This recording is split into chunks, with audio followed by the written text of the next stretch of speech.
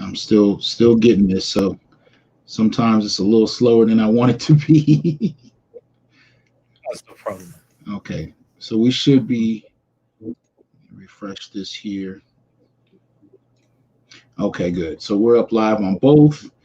Both of them seem to be going. Um, all right. Okay. Let me see here. All right. So as we kind of get going here, I want to give people some time to come on in. Um, what's up, Reggie from Boston? I see you in here. Rashid, Chaos Rain, what's going on? Art Forte, Sugarcane. Um, Dwayne, what's up, man? You're gonna be instrumental in this in a minute. Um, Dr. Lehman Basil's in this piece. So we got some people in here. As soon as they hear Dr. Tommy Curry, it's a wrap, man. Folks come in to come see you as soon as possible. I'm Now, humbled by it. I do have to say, starting out, that I'm really grateful because, as we all know, Dr. Curry is on the other side of the world. So for him, it's actually pretty late at night, and he's about to leave to go to Paris very soon.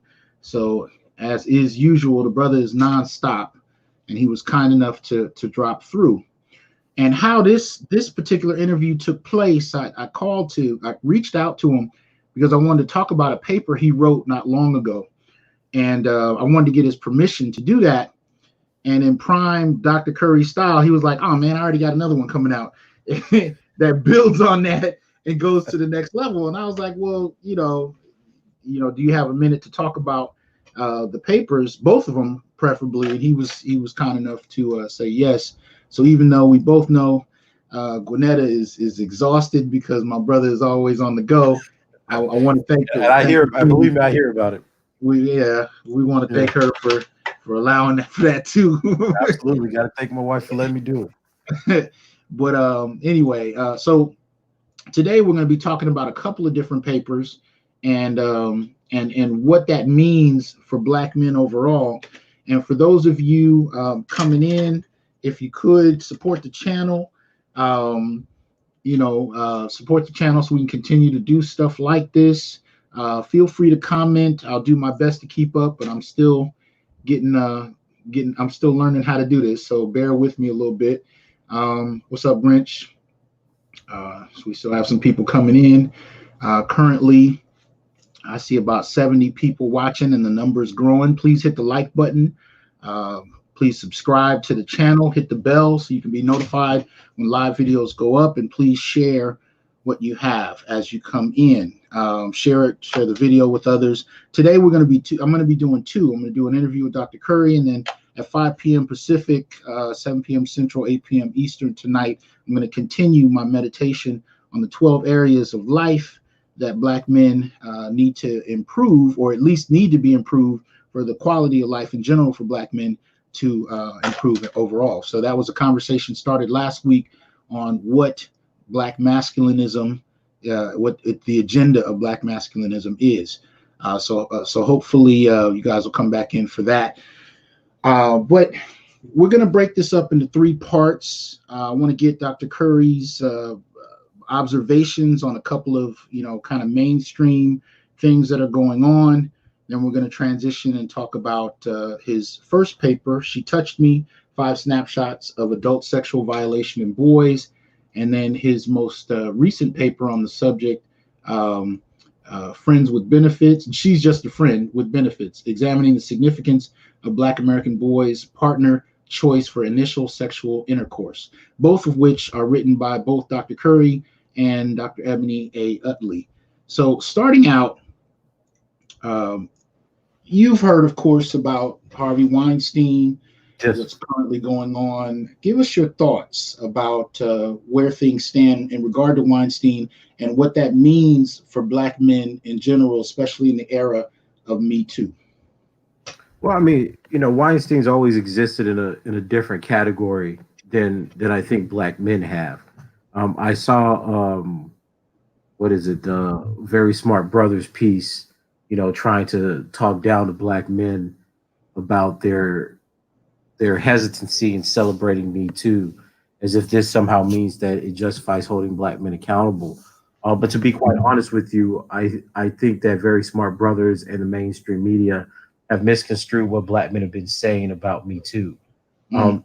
The issue is not that black men have, at least I haven't seen, and given that I talk to a lot of different black men on Twitter and on Facebook and just in life about sexual violence and accusations and sexual vulnerability, I don't see black men apologizing for people like R. Kelly or other sexual predators. What I see is black men saying, "Why are we the poster child of sexual violence and rape in a world where white men are raping with impunity and without punishment?"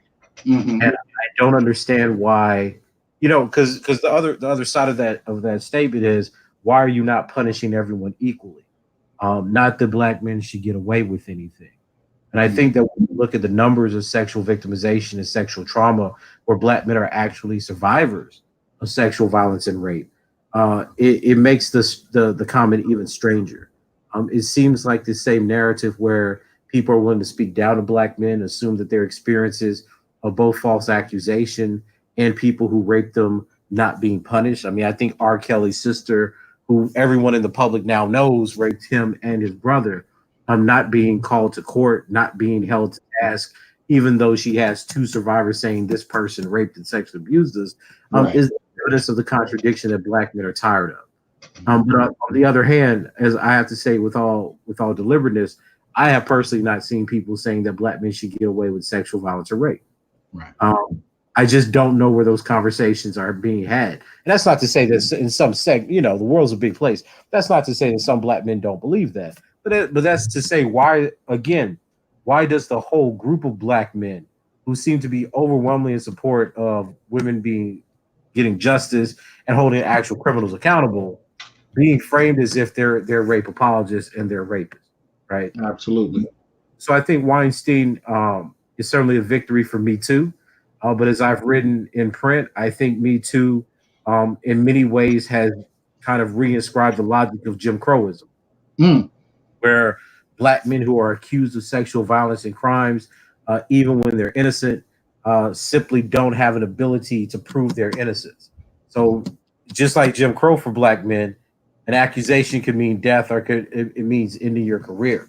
And I think what's fundamentally different about this is that black men are saying, we've already had this experience. We've already been the bodies that have been hung from trees because people falsely accuse us of things, right? I saw that woman, Amanda Seales, make the comparison between Jussie Smollett and Emmett Till, right? Wow. and make the claim that, well, the white woman lied and she's still free. But what's missed in all those kinds of pop culture references is that it's black men's bodies who are being killed because of the lie. Absolutely. That's the issue. The issue is that when black men are accused of rape, they're not like white men. Like, you don't have black men raping people on video, right? You don't have like this, this thing that Kate Mann says is empathy. That doesn't exist for black men, because black men, even when they're accused, even when it's the most ridiculous conversation, right? Black men become magical rapists. It requires the most amazing thing, like Bill Cosby. Magical rapists. And I'm serious. And I'm not saying Bill Cosby. I don't want anyone to say Curry saying Bill Cosby, and I'm not saying that. But what I'm saying is, when you look at the Bill Cosby situation, you have a world where the CIA was watching him, where he was under surveillance, and then he gets convicted 40 years later. But no, somehow they didn't want to pull the trigger, against a black man. I was like, it's these fantastical stories of black men raping white women, or black men being multiple rapists that the world knows about, but somehow doesn't do something about. And that's just not the history, right? It's never the history. It's always some elaborate story, some elaborate detailing of rape. And then every black man who's suspicious of it, given our history in this country of being falsely accused, right? We have the highest exonerations of any group that's accused of rape and murder. So even based in the data, black men have a reason to be suspicious. Right. People say, well, that's rape apology. I'm tired of the pathologization. So I think Weinstein was found guilty if he indeed did the crimes, which seems to be the case. It's great that he's locked away. It's great that he's serving time. Other sexual predators, I think it's great that they've been convicted. But as I've said in my work, that's not the whole story. Men are not the only perpetrators. I think that we need to have a serious conversation about the rates of sexual violence and child sexual abuse in our communities. And I think this is going to fracture some of the Me Too's ideology because a large amount of these perpetrators are women. And I think we need to start listening to what Black men are saying instead of trying to frame them as rape apologists every time someone tries to disagree or make a nuanced claim about how Me Too is an eerie reminder of a. Well, let me also say really quickly, shout out to those contributing, BGS, Grinch, Big Game. Let me see, there's a few people in here. A Nell, thank you. Appreciate all the support, y'all. Just got the super chat up, so please participate, Malika. If that's how you pronounce your name, I apologize if I mispronounced it. But as we go into this, another one of the major issues that's taken place recently is with the passing of Kobe Bryant. And I not only bring that up out of respect for Bryant and his daughter's passing, but also because this seems like a very powerful moment where I'm seeing Black men who never really got into the fray of feminist portrayals of men in general speaking up in a way I've never seen. Absolutely. Talk about the Kobe Bryant, Gayle King, and even Farrakhan. I don't know if you had a chance to hear Farrakhan's I heard about that. Yeah. What are your reflections on that? Well, I mean, first off, I think anytime a tragedy like that happens, Kobe Bryant was such an immense talent and such a symbol, not just for Black men, but for the Black community, that it hits home in a lot of different ways. So, of course, my heart goes out to his family and to all those, who have had a serious feeling of loss. And I have to be honest with you, when I found out that Kobe passed, I had some unexplained feelings of sorrow myself. I've always been a Kobe fan. But I never got to see him play anything like that. But it actually affected me for quite a few days, and I think that kind of national, if not global, sense of loss that a lot of Black and brown men felt really does speak to how we saw ourselves in Kobe, and how we saw ourselves as Black men in this country. Right. I'm one of the people who followed the case because at the time he was a hero to me. I think that. I agree with the article that says he wasn't a rapist. I don't think an accusation, especially under those circumstances, makes him one. And I know that's an unpopular position given the era that we're in, where accusation means guilt. But again, this is what I mean about the magical rapist. A person that comes in, takes the rape kit test, has 2 or 3 different, specimens of semen, on her at the time, and we just explain these things away. Like there's. I guess the issue I have is that there seems to be, whereas Weinstein is and even Cosby are perpetual and serial rapists, right? There's claims of multiple women. Kobe Bryant has this one incident, and when the world is mourning his death and the death of his daughter, we're told, Black men are being told punitively, remember he's a rapist, and you can't. People telling us that we can't mourn someone that we feel for because if we mourn this person, then we're rapists like them. I'm just sick of the language, man.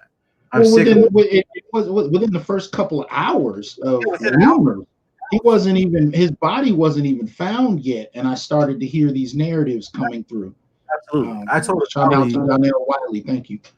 Yeah. I mean, but I told a colleague when he died, I was like, we get ready for all he was a rapist, posts and everything. People try to make his career off of a dead Black man's body. And, I guess I'm so disturbed by this because what I talk about this in The Man Not, what I see happening collectively in the world is there are groups of people, white, Black, male, and female, that try to define Black men for themselves, right? And so Black men don't get to define themselves. Black men don't even get to choose who they get to mourn for. The world tells Black men who they have to mourn for and tells us who not to mourn for, because if we mourn for the wrong person, then we become rapists and predators too. And I guess what's most disturbing about this is, why is it that every single trope, even in the 21st century, that has to deal with Black men have to deal with the sexualized predator or the rapist, right? I mean, because think about what we're talking about here. They tried to get Prince as a domestic abuser. Prince, right? Every time a Black man dies, and I said this is going to happen, the same thing with Neil deGrasse Tyson. Every time a Black man dies, they're going to paint him as a rapist or an abuser of women and children. It seems to be the pattern. And you have to ask, look at what happened to Michael Jackson. Spent his whole life fighting out allegations, won them over and over again. He dies, and then in death, suddenly, the documentary comes out and says, "No, don't forget, he's really a rapist." This is a narrative that is driving the national imagination, and I think that Gayle King took advantage of that. I don't buy this mix-up. I don't buy that she was misinterpreted. I think Gayle King deliberately wanted to paint Kobe Bryant as a rapist, and when Lisa Leslie didn't go into that kind of narrative, she pushed back on Lisa despite the inappropriateness of the moment. And this whole thing about, well, it's not that Snoop loved Kobe, he was just a misogynist. I'm sick and tired of hearing this, man. I'm sick and tired of every time someone, be it a man, a woman, pick the person, makes an argument against the character of black men. Black men are the only group that are told they can't respond. Right. So and this becomes a real issue, because it means that there's no, as I say in chapter 5 of my book, there's a characterological defect. The idea is that black men have nothing to defend. They have no character. They have no personhood. We all know that black men are trash, so to speak, in the language of the contemporary black feminist parlance, right? So if that's the case, then there's no basis for black men to get angry. And this is the kind of language that I see mobilized in the national media. Why are you upset that Gayle King called Kobe a rapist? You know that you're a rapist. That's a fact. So once we admit that the fact is true, you have no reason to be mad at Gayle King. So Gayle King didn't help black men, because we all know that what she thinks of black men is true. So the only reason you're attacking Gayle King is because you hate black women. That's the fallback position. And no amount of violence, right? There's no amount of abuse. And again, I point to the R. Kelly situation with this, because I think I have no problem that R. Kelly's being convicted, given that he seemed to have this kind of predatory nature. My only point has always been, well, then why are we not looking at the antecedents of that violence and that kind of predatory behavior? And the fact that his sister is still walking around free, being a rapist, admitting it, having people admit it, and knows that because she's a black woman, that she'll never have to answer for the harm that she's done to 2 young black boys. I'm tired of this, right? And I think that's what Gayle King has brought up. People want to take the response of Snoop out of context, but Snoop is saying, I am sick and tired of every time one of our own dies, we retry them after death, right? This is the crux of it. And I'm not saying I agree with the way Snoop said it, but once you start a fight, you don't have the ability to respond, to gauge how people respond. Right. You can't go in and tell people you're trash, you're nothing, you should be killed. Police violence is karma. Well, the various things that we see on Twitter in a 24-hour news cycle, and then get upset when black men as a collective lash out against you. And then when the black men lash out against what they take to be dehumanizing rhetoric and language, you say the only reason you're lashing out is because you ultimately hate black women, or you hate women, or whatever the concoction is. Well, and then there was the bait and switch too, because the whole discussion became about Snoop's choice of language, and then this mysterious death threat, which I would imagine anybody in media at a certain level is going to get in general. But she made it central, and then kind of associated it with Snoop's frustration, and then that became a reflection of all black men. Exactly. And like I said, I'm not defending Snoop. I'm just defending the position that once you start a fight, you can't, once you put something like that out here, you may get those kinds of things. Right. But like Bill Bellamy's response to her didn't get any attention. Exactly. And I actually preferred the way that Bill Bellamy came at her, because he's like, listen, you created this situation. You chose to ask those questions. You knew this part of the history, and you chose to do it anyway. Because he's like, look, when I was with Michael Jackson and Michael had these allegations, I chose not to do that because I'm trying to uplift the artist. I have a friendship and a relationship with him. So Gayle King is responsible for reinforcing the idea that black men are rapists even in death. And nobody wants to hold her to task for that. But it goes to a whole nother level when you start talking about Michael Jackson and Rick James. Now you're talking about people who are being dug up to be tried in the court of public opinion. They can't defend themselves. So, it's confirmation. Absolutely. It's confirmation. So and this is what I mean about how stereotypes about black men operate. This is why I'm pushing in my work that racism is a misandric aggression. We already know what the world thinks about black men. They think that they're abusing women and children, and they're rapists. I mean, this idea was birthed when white women wanted to stop black men from getting the right to vote back in the 1860s. This has been over 100-year-old stereotype of what black men are in the West. So when black men die, you're not having an actual deliberation of their guilt or innocence. You're just pretending that by saying the black man is a rapist after death, that's somehow a critical gender intervention on the behalf of women. But it's a racist stereotype. Regardless of what people say, there's no way to retry the case, right? Nobody's going to prosecute Kobe Bryant after death. Nobody. This white woman got paid off. She made songs that I saw on YouTube with her rapping about it. She's bragging to her friends about it, regardless. So the idea that in public opinion, we're going to change those material facts of the world, right? And then create a narrative where somehow we're arguing on behalf of this white woman who seems to not have any of the issues that the survivor has in relationship to Kobe Bryant, is not going to change the world.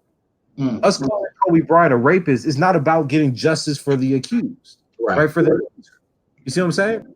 Like, there's nobody's even, and this is what's funny, through all this hoopla, nobody ever reached out to her and said and tried to champion her side of the story.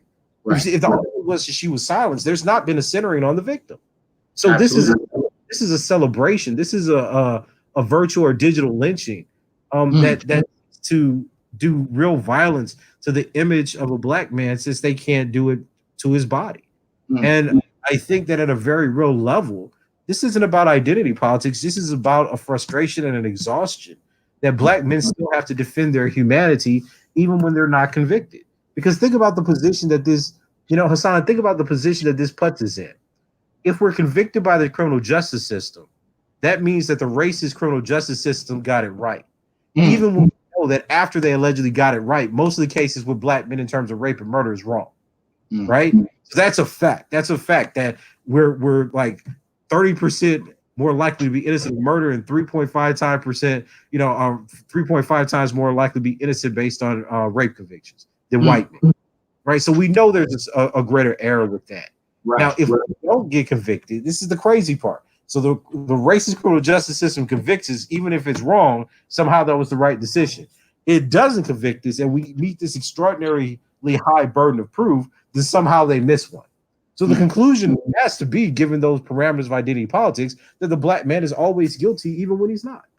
Black men are when they're not. And that's a real ideological problem, because it not only means that we're filling prisons with black men, but we're filling prisons with innocent black men. And this is why it is so dangerous for us to have these notions of gender where sexual violence is only involved with women, not just black women, but women in general, because this is how black men express sex, how black men express love, how black men mediate intimacy. Now black men are basically going to have to record consent. They're going to have to, these are the types of things that's being pushed on the basis of this kind of Jim Crow ideology, where black men are said to be guilty of rape simply if someone says they did. Well, I want to highlight a few people, especially in the chat, who are commenting, donating. First of all, and I told you this before, I think I mentioned it to you yesterday, you have a lot of love out here that I don't know if you know you have, but I'm going to let you know you have. So brothers are definitely brothers and sisters. Shout out to Kendra, who's in the chat. We got Dollar Washer, who makes a comment about Kobe Kobe was charged, had due process, and absolved of any charges. The end. You got Alonzo, who says, got Professor Curry's book, The Man Not, last week. Can't wait to read it. So many awesome things. Content needs to be supported and shared. Let me see. We also got I Am Alpha throwing support behind the show. Thank you. So you got people coming forward. I appreciate it, man. The last couple of days going crazy, trying to make sure they were here. Dollar Washer says, until black women start checking black women, black men have to move accordingly. Let me see. Urban Warlock, thank you, gentlemen, for your service. Let me see. Enjoying my copy of The Man Not. What's the deal with that new black lesbian organization, Heal Black Men? Why won't they heal themselves? I hadn't heard of that one. I haven't heard that one either. And let me see. Martin says, we refuse to be de facto demons of convenience. But go ahead, man. What were you about to say? I wanted to say I really do appreciate the love, and I think that The Man Not's really spawned some really positive conversations for black men about their own abuse and trauma. I get messages all the time about black men who are now seeking out help to deal with some experiences. Me too. Yeah, but I just have to say in the strongest sense, like, anybody who's read my book knows that my issues not with black women. My issues is with the violence that multiple groups of people, including some of which are black women, but also other black men, the white society, etc., perpetrated on Black males. And I think that what we see happening now is this kind of circling of the wagons by certain factions of Black feminists who want to demonize Black men for seriously studying themselves. You know, and I'll give you a very good example of this. A few days ago, I was on Facebook, and someone made an accusation about Black men being sexist and misogynistic in the workplace. And I said, well, look, that's not true. Black men are generally the most progressive group, not only in terms of political voting behavior, but also in supporting diversity, et cetera. And I was called a sexist and a misogynist for that. And I told the person, I was like, I want to be very clear here. I've not said a negative thing about Black women. I've said that Black men were more progressive than Black women on some measures of political behavior and ideas of diversity in the workplace and in education. And you're telling me that because I have a positive view of Black men that's been worked out for 30 years in the empirical literature, that's sex misogynoir, right? And this is where we are, right? This is what I mean. The work I do is about uplifting Black men, healing Black families, trying to get Black men and Black women to understand each other so they don't hate each other. They don't take the hurt, the trauma that they've experienced, right? And I think Kobe's a great example of that, right? The hurt in the morning that Black men experience. How do you create a space intellectually to understand that, right? You have the on Twitter saying, well, this is the first time Black men ever express feeling. I've been on phone with Black men and they cry all the time. Right. They talk about hurting their pain. So it's these stereotypes that exist even in the mind of some Black women that we don't feel anything, that we're hardened, that we're monsters, etc. And I'm trying to break it down with empiricism, with facts, with data, with personal narratives and stories. Right. But then that gets picked up and taken into the world as, oh, well, Curie or Black male studies scholars hate Black women. But in 3 years, not a single person has been able to point out a single negative stereotype that I've ever advanced against Black women or any other group, because that's not what the work's about. So I'm sick and tired of this idea that Black men fighting to create space for themselves to open up how they emotionally and how they seriously deal with the violence that they see. The kind of violence that's done to Black men, even upon death, is taken as a negative thing. Well, I think we're right now, there has to be a line drawn where Black men will simply not continue to endorse their own inhumanity, even when it's advocated by academic institutions. Absolutely. And I think social media has had an incredible impact on that, because Black men on every level can actually start to articulate their experiences and be heard by other Black men. And that's changed the game in many respects, because I think prior to that, we had to kind of filter our experiences through whichever celebrities or maybe an academic who would say something publicly, you know, Chris Rock, Eddie Murphy, you know, whatever. But then now where you have everyday brothers able to participate, it's reached a whole nother level. But there's a couple of things I wanted to get your response on. One, and they both relate to Black feminist, you know, theory, really, in regard to how Black men are perceived. But one is a bit of a reversal. There was a recent post by a good friend of yours, Dr. Stacey Patton. Yes. And she actually commented, let me see if I can bring it up here. She commented on Audre Lorde. Yes. Right. And one of the things she showed an excerpt from a text on Lorde talking about Lorde's abuse. And she kind of framed it in a particular way in regard to how most people don't know about this in regard to, you know, Audre Lorde herself. And Black feminists are not on the front lines trying to talk about this in equal measure with any other Black male. But what are your thoughts on this? Now, you've seen this piece, and I put it up for people. Yeah, I read about this almost a decade ago. Like I found out about it like 2000. It was right after I finished grad school. It was like 2009, 2010. So I was well familiar. I heard about it more as a rumor, but I actually hadn't done any research on it.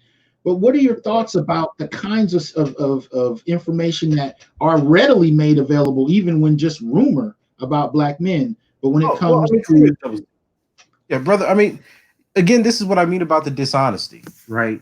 Like, I have no problem with Black women feel Audre Lorde, they feel her speaking to her experience, and that's not a problem. But I think to deliberately avoid the kind of violence that Audre Lorde has done to other women and to other Black men as an abuser and a womanizer is just beyond the pale. And I think that's me being consistent. So the same way in my book, I held Eldridge Cleaver's feet to the fire about him advocating rape and doing damage to our own community, is the same way that we should be holding Audre Lorde accountable for this. And again, I've said in the past, like, when you look at the data for domestic violence, you see that communities that have stigma, and that means even in our own communities, Black same-sex couples, poor Black couples, single, these all have disproportionately high rates of domestic violence. The fact that Audre Lorde was an abuser is not really surprising. You know, I Statistically, mean, but yes, statistically speaking, I mean, this has been known, at least within Black people, that there's bidirectional violence and female perpetration since Tally's Corner. I mean, he starts off his book with an account of a Black woman beating up her husband. I mean, so it's not surprising in that sense. I guess what is surprising to me is that how Black academics are supposed to know what to hide and what not to hide. So if it's a Black man, that as quickly as possible. Wait, you found out a Black man was an abuser? Be sure at your next conference, flag out whoever uses his work. Did you know he was an abuser of women? But Audre Lorde's, this book was published in 2006 or 2000, something around that. So we've known about this for over 15 years, and this is only coming up now. This is ridiculous. Right. And again, really, thanks to Patton, because, you know, whether or not it would be discussed to this extent is questionable without her intervention. True. But I saw it a few days ago on Twitter. I mean, before Stacey posted it, I saw a debate about it on Twitter because somebody posted about it on the Feminist Wire, and they redug that up. But the issue is really like, why are we not holding all Black people who harm people accountable? And this is a contradiction that I constantly post about or write about in my own work. Why is it that when Black women do violence, why is it that when Black women perpetrate violence against children or men or other women, does that just go out the window? And then when Black men say, hey, I'm interested in studying this, right? Then people are like, oh, you're a misogynist. I don't understand how any of this follows. If the argument is we should care about victims, which is the stance that I take in most of my work, I report about female perpetrators and male perpetrators. I've said that we have a huge issue not talking about women who physically and sexually abuse young boys. And we also have a problem in our community talking about the men who do the very same thing to these groups of people.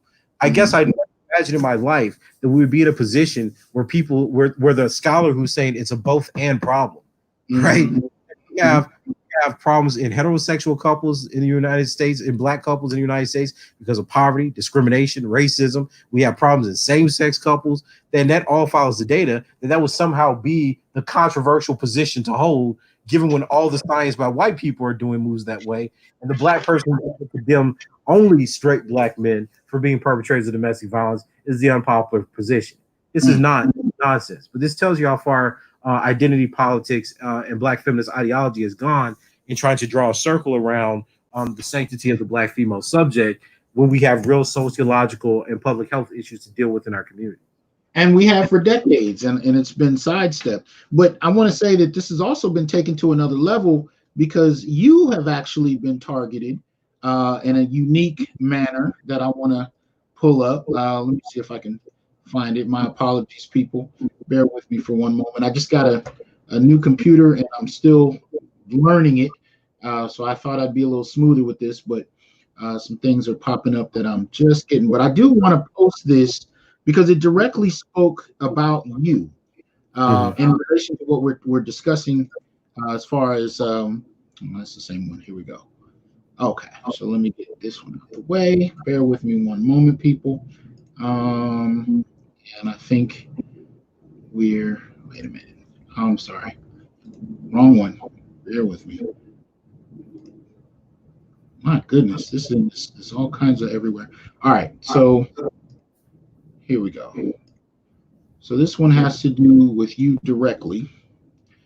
And it deals with, it's a special message from one Tandizwe Shemaranga, and she's talking about you.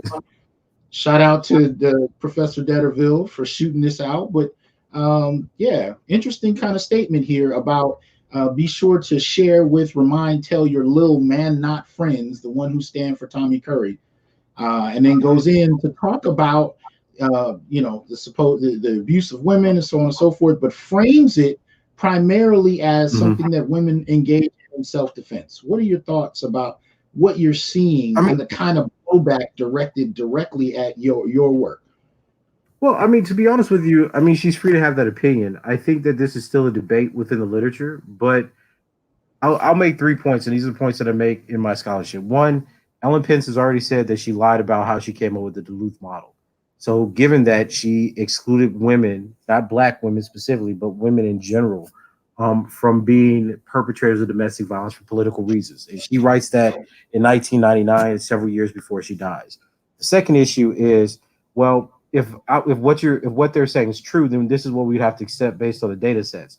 That we accept that black women are women in general, are violent towards children and violent towards same-sex partners at disproportionately high rates, but we don't accept that for black men. So said differently, black women could abuse everybody but black men. So every time, so we see a pattern where black women are abusing their children and black women are abusing their same-sex partners. The only time it becomes self-defense is when they're actually fighting against black men. I think that's a ridiculous way to interpret the data set. And lastly, I think that when you look at the dating violence, the disproportionate rates of black female perpetrators in dating violence against black men that start as early as junior high, then it becomes another question. So you'd have to admit, given the data, that young black girls, even as early as sixth grade, seem to engage in at least unidirectional violence, be it verbal or physical, against their boyfriends. But somehow this stops when they become adults. And at that point, the black men attack them, and none of this makes sense, man. Like, here's the issue. The issue is we don't have any empirical studies on black men. So whereas white people are studying white men and figuring out how white men understand their experiences as victims of abuse, nobody wants to do that for black people. So we keep imagining what's actually happening in these homes. Two, there are cases where black women do defend themselves from black men, right? Nobody's denying that. What I am also saying is that there is pretty good evidence that men also defend themselves from women, and that men also respond to violence that's situational and that doesn't always fall into the category of intimate terrorism, right? So there are ways that black men are going to respond to verbal abuse, to physical abuse, and to successive patterns of that over time that makes them the victim responding to the aggression of the woman, right? And thirdly, as I've said in my own work, some of this is bidirectional, meaning that we have couples that are extremely violent who fight each other, and we're not dealing with that. The self-defense argument presupposes that you see two unilateral differences, men attacking women and women attacking men. And they want to say that this side where women attack men is only in self-defense. That's not what bidirectionality says. Bidirectionality says that at different times, men and women are both the victims and the aggressors. So a woman will be the aggressor sometimes, and a man will be the aggressor sometimes. Both parties are to blame. Now, I know someone like Carolyn West, I've read her scholarship, will say something like, well, she thinks that most violence that women commit are based in self-defense. There are other people like Hampton's work, or there was a recent study that was published by a group of women that said, no, look, black women are actually aggressors in some cases. And they had a small study, I think of like 40 or 60 people to prove that. These are debates that will happen over the next few decades as people start to do more empirical work on the black community. Given the trajectory of what we've been seeing over the statistics for the last 20 or 30 years, I feel pretty confident in going along the literature saying that higher rates of bidirectionality are part and parcel, and that all of these are not simply due to self-defense where men are the primary aggressor. Well, I know if this is right is when we do more studies and more small qualitative studies and more big survey data to figure out. But this is not an argument that's denying black women's pain. And I guess what upset me with the little Facebook post is that it assumes that it can only be one way. Right. Like white public health people, I think I've mentioned Linda Myers' work before. White people are not even studying white people in this way. And they get all the big studies on domestic violence. So I'm confused how white people are pushing back on the Duluth model that men are always the aggressors, but black men can't. Right. And black men, so if you're looking at the data sets from 1976 to the early 2000s, black men were the disproportionately the largest victims of intimate partner homicide. So I don't understand people who have always been shown as greater victims in the data don't have a right to investigate themselves different than the narrative that's being offered to us by feminism. It's a dishonest interpretation. I think that there's lots of evidence that pokes holes into the Duluth model, besides the fact that the author of the Duluth model says I was lying. I just made it up. I don't know what else. I don't know what else we need more than that. But I don't even know why we're having this argument, right? Like, let's go study. I was like, I'm willing to be tested. Like, put my feet to the fire. Let's go out. Let's have somebody. Let's let these scholars who want to know, who think that I'm wrong. Let's go out. Let's start studying. Let's do random sampling of black men who are victims of domestic abuse. Let's see if there's a level of bidirectionality. Let's see if they account for their experiences, them being the primary aggressor, are them reacting to women's violence, be it verbal, psychological, financial, or physical. Let's see where that gets us. Let's study the damn issue. But this kind of, oh, I can refute Curry just because I say that he's a man and he doesn't want to hear women's victims, that's not true. I just have tremendous sympathy for all victims, but I'm not going to sit here and say that because there's something we don't know, let's just side with an outdated interpretation of interpersonal and intimate partner violence. Well, real quick, shout out to Rashid J. Davis, Katz, Portia Stewart for your support. Also, Marcellus Clifton, D. Curry. And then, of course, people in the chat. We got Alpha Sigma 1914. Shouts out your book, says excellent book, Dr. Curry. Focus 56.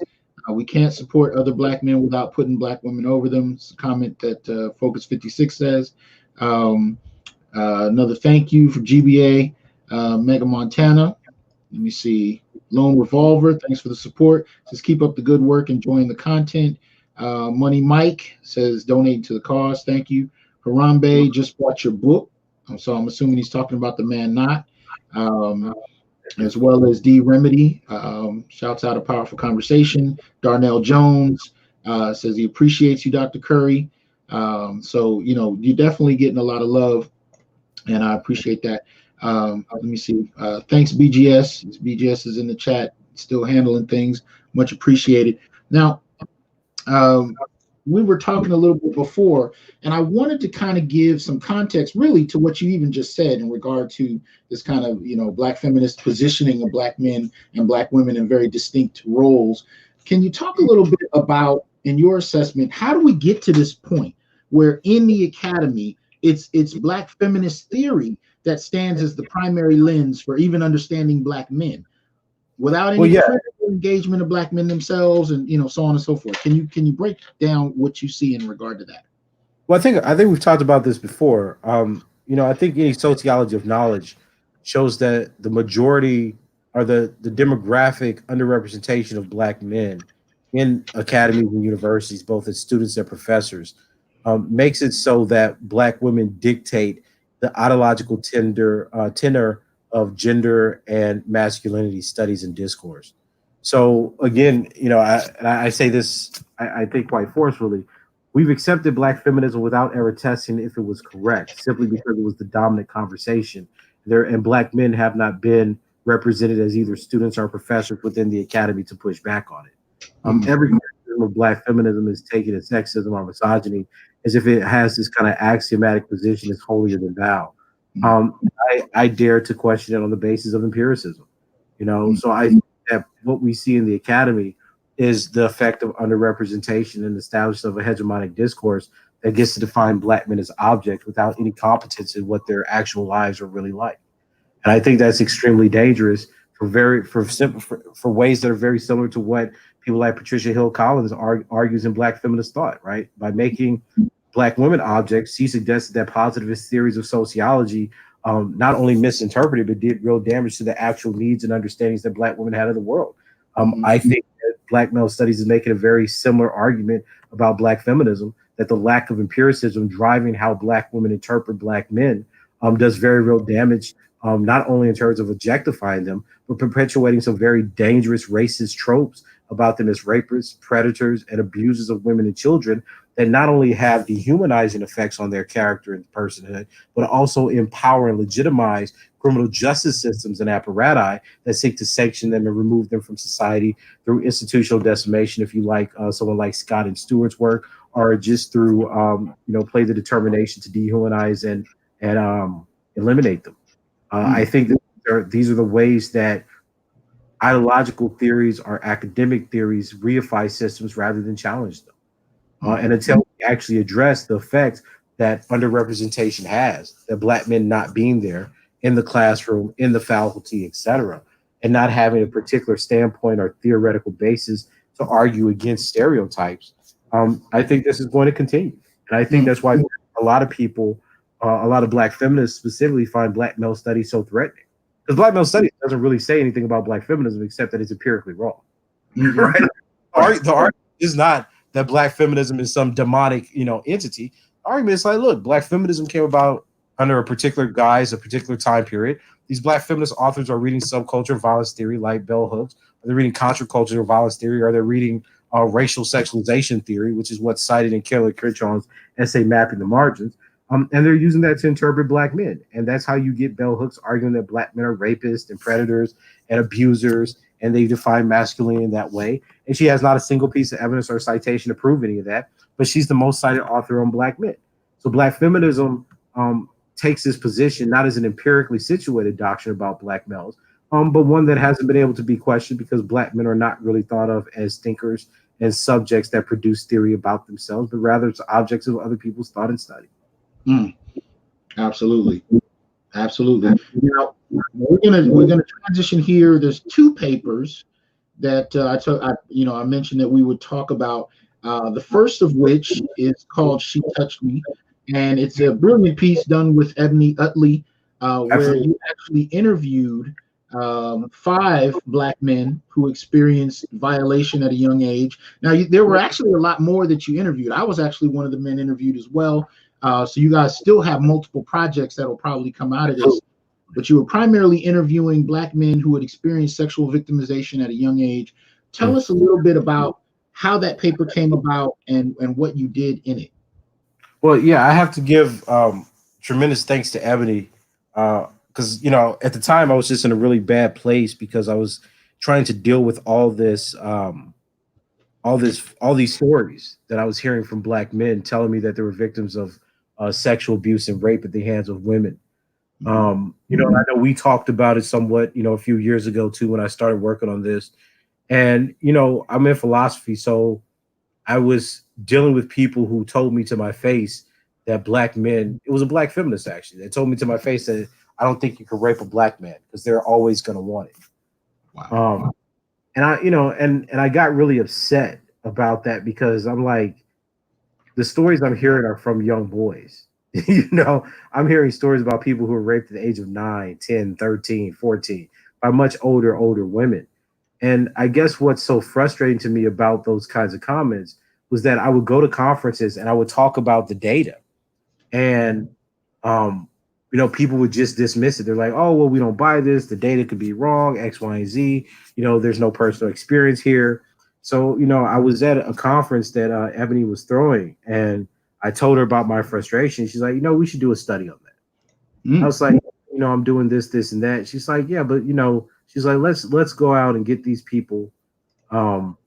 She's like, you've done all the data analysis. You have these people talking to you. Let's put this down.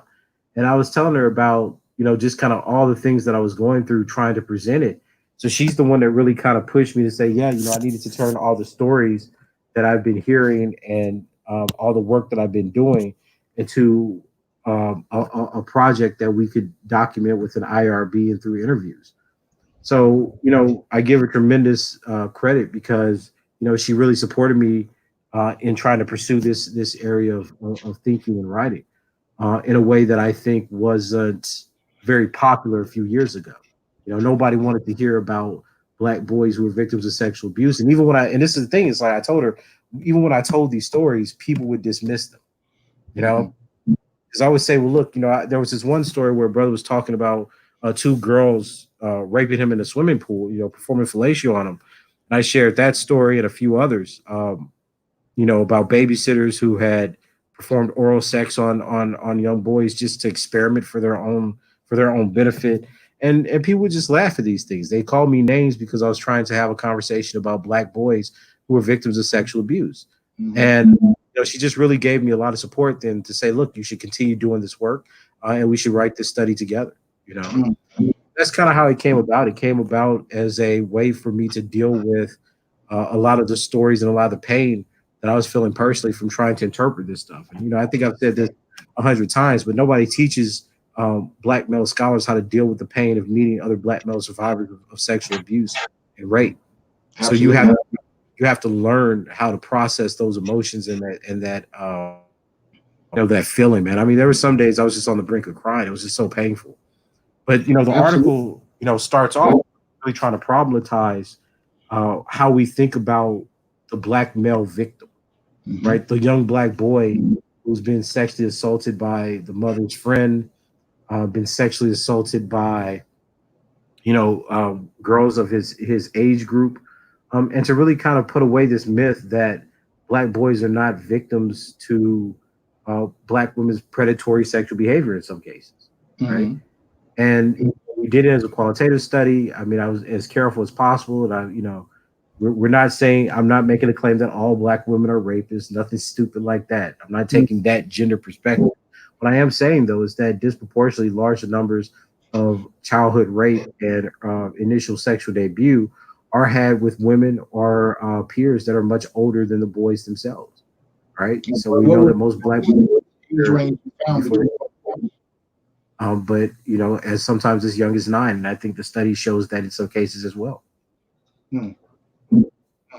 You actually, in the beginning of, go so far as to point out, the kind of challenges for these stories to come out, because again, going back to popular feminist, radical feminist perspectives, it can't be the other way. Men can't be raped. So it isn't even an argument that both happen. It's that one can't happen and only women can experience this.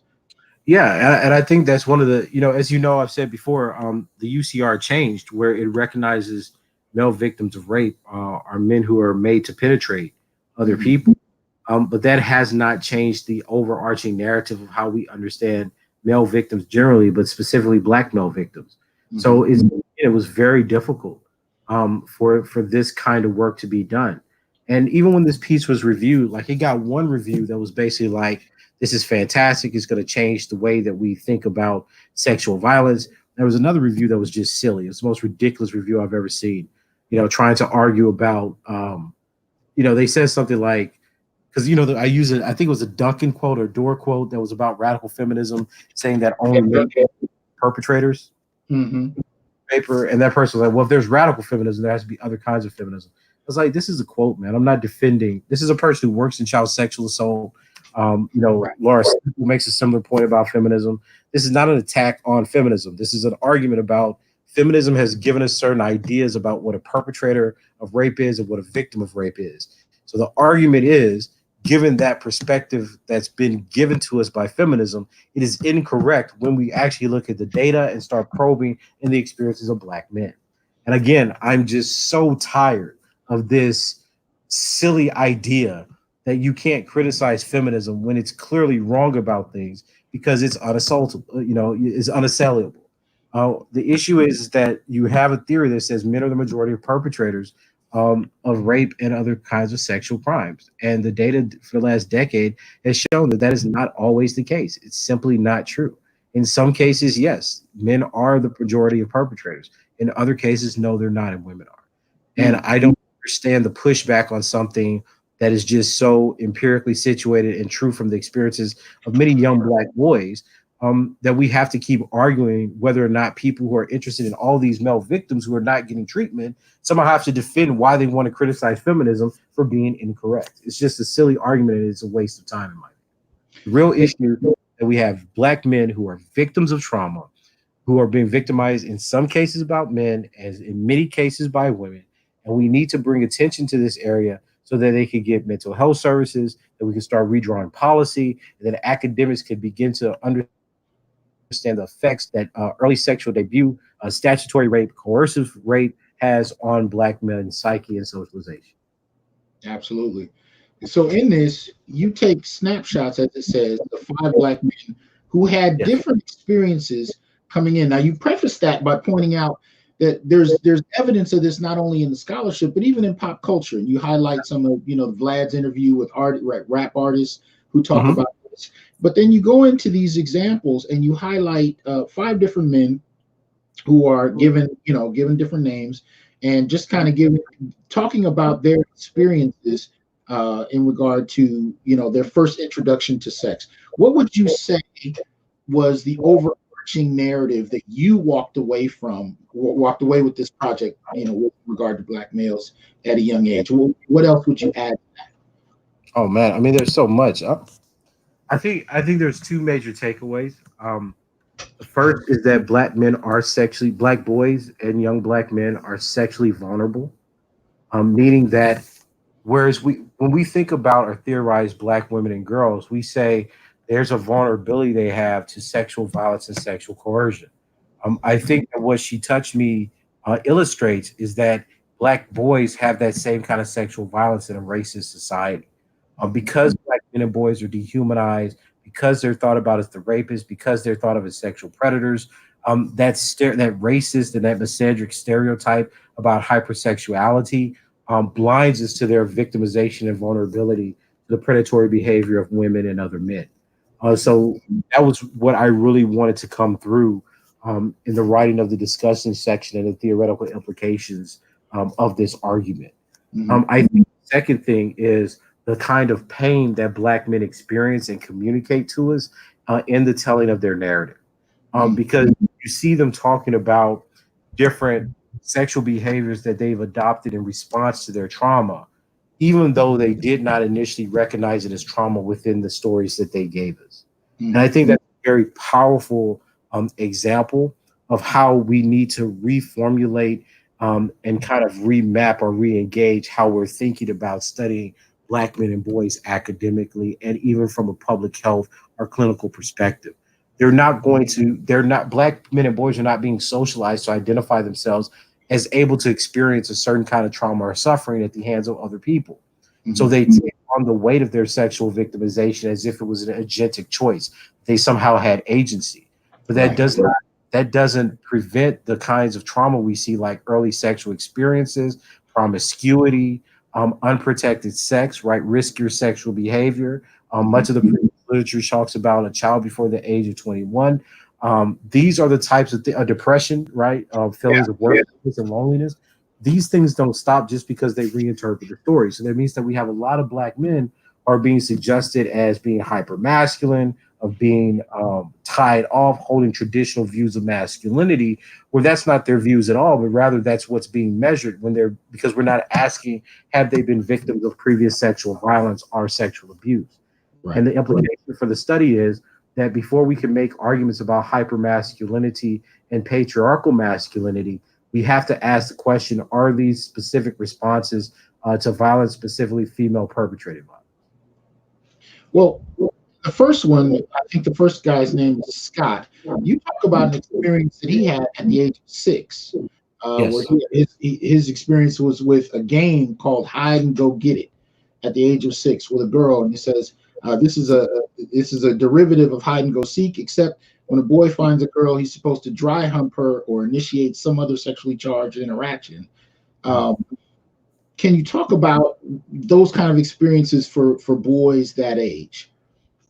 No, I mean, I think this is kind of the socialization that we see with young Black boys.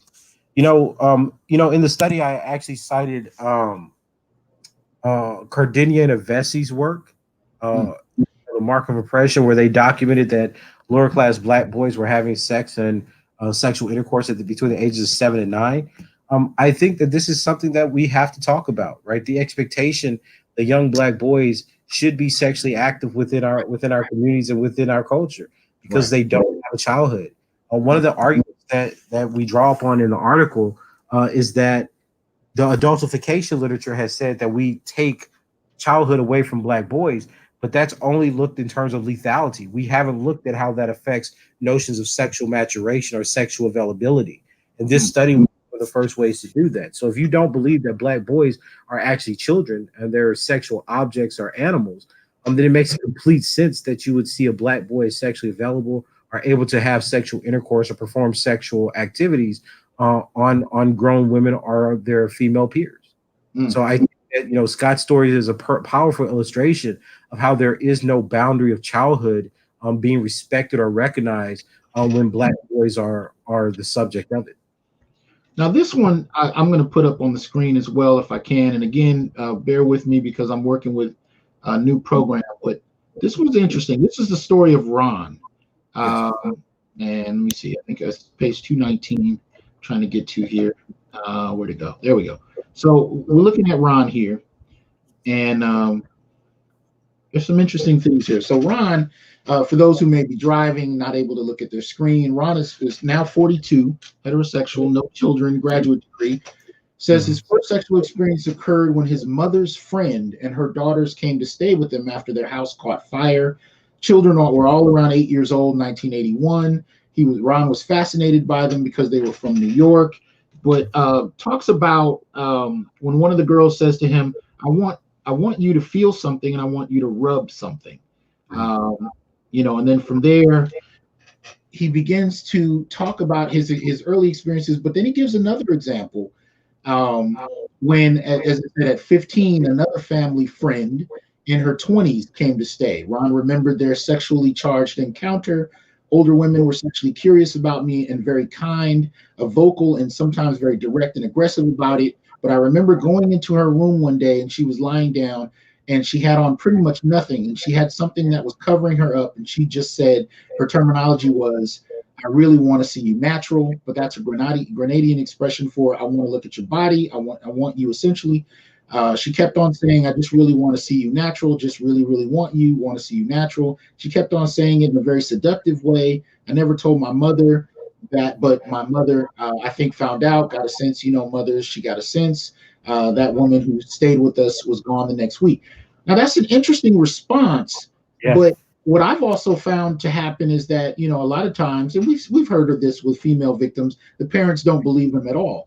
And I think always there's another dimension to that, because it's not only not being believed, it can be that you're believed, but the idea is that this is either a rite of passage or this is something that you really wanted and this is good for you. Absolutely. Go ahead. Absolutely. Well, we have these destructive myths, and I think that what's most frustrating about it is, again, this is always blamed on men. But in Ron's case, I think that it was, he was talking about the reaction that his mother had, and again, this is why I say it's so important to listen to the stories and narratives, the experiences of Black men and boys. Like, how do we understand this, right? How do we understand a mother who may have thought about, maybe anticipated, or had some suspicion that the woman that she brought was having sex with her son, but never asked about whether or not her son was okay? Didn't deal with the trauma or the effect of the sexual trauma or abuse. Maybe didn't even perceive that such things could harm a young Black boy. Right. Like, this is what I'm saying is at stake in us getting this argument right. The issue is the woman who molested him is a rapist, and that she was a family friend, and she was walked into the house because either A, the mother didn't know she was a rapist, or B, didn't suspect that she would rape her child. But it happened. And when we asked about whether or not he understood it as sexual trauma, he said, no, not really, but nonetheless described reactions that are consistent with a victim, right? This is, it's so much ignorance and misperception around what Black men and boys actually are, that it becomes hard to disentangle that from just our inability to see or acknowledge. We are blind to female perpetration, yes, but we are also distorted and incentivized in our biases about Black men to disregard their sexual victimization. And I think that that's the most harmful part. We don't see them as having any kind of traumatic or negative consequences because a woman rapes them, right? And sometimes we get it. I've had conversations with people where they're willing to talk about Black boys being victims of rape if we're talking about men as perpetrators. But then again, that's not a victim-centered. It's never a victim-centered analysis. It's always, oh, we told you about Black men were rapists. They even rape little boys. That's about as deep as you get. I'm interested in the depression, the metrics of loneliness, social withdrawal, the consequences, risky sexual behavior. Their views of manhood and masculinity. That's what I'm fundamentally interested in when we're talking about Black male victims of sexual violence. I'm not into the criminalization. I think these Black women need help. I think that some of them should, in fact, be removed from homes and communities. But I don't think criminalizing more Black people is going to be the answer to decreasing sexual violence in our communities. Well, there's a piece, when I read this paper for the first time, it knocked me out of my seat. And I'm going to pull to it. It's page 228. So, because it got me thinking about something I had never really processed, especially for Black men who have experienced early sexual victimization. And that was how you even begin to process pleasure. So it's this, I think this is the part here. So unlike Stephen Michael, where sex was a marker for manhood, sexual stimulation created an early desire in Audre to please women. This conditioning to give as opposed to receive also created a self-consciousness and fear of intercourse that he still reckons with years later as an adult father of his own child. Andre's early sexual interactions with adult women shaped his sexual preferences in ways he's still trying to understand. Now, that is a powerful statement, because what you're alluding to there is the very processing of pleasure from those early traumatic experiences not only shapes his sexual behavior as an adult, not only produces fear and anxiety and self-consciousness about intercourse, but again, even his desire to please women comes out of this. Can you talk a little bit about that? I think that's I think this is one of the most impactful implications of this research, is that it shows that Black men and boys are socialized in certain sexual expectations and sexual practices because of their early sexual experiences or initial sexual debut. I don't think we would have much of a problem accepting this if we're talking about other individuals, other groups, but there's a grooming aspect to this abuse. In Andre's case, the fact that he was incentivized to have oral sex with an older woman, the fact that he was continuing to do it over a long period of time, especially as he says, I believe, when he started to mature, reach puberty, and wanted to do it on the basis of his own decisions and was cut off. These are all things that have deep psychological impacts. It leaves deep psychological scars. And I think that somebody like Andre's story really shows, it's like, look, this trauma doesn't just manifest itself in the negative consequences. It also changes the way that Black men experience and understand what pleasure and sexual activity actually are. So if and I can say, like, I had an early sexual experience when I was like 14, and that definitely impacted the way that I viewed sex and intimacy with women. I don't think it rises to the level of statutory rape because she was a peer, but it's certainly coercive. These kinds of things define what you think of as sex, as what you think of as the norm. Right. And we have to start being honest about this. I think, unfortunately, because of the popularity of the work of people like Bell Hooks and other Black feminists who look at Black men as simply being hypersexual, there's no one of the individual and how the experiences that an individual has actually formulate certain patterns of sexual behavior. So if you start to view that Black men are just freaks and hypersexuals, that they want to do all this, mature and nasty stuff with innocent Black women who grow up in the same neighborhoods with them, but nonetheless are their victims and prey, then you're going to have Black boys don't have any sexual maturation.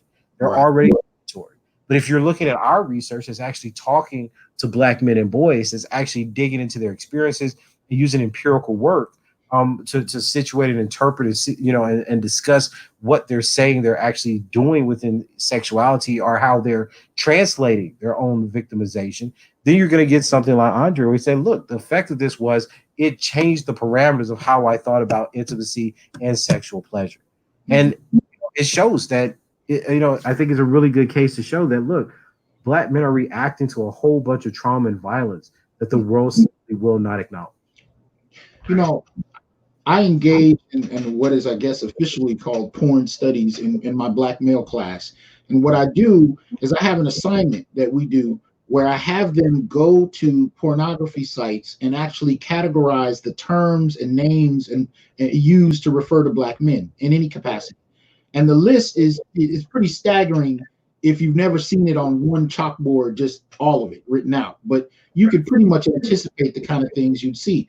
But my students commented on one of the things they found interesting was, the length of time that Black men will have sex, the kind of extent we'll go to provide certain kinds of pleasure. And it's usually just kind of dismissed as male ego.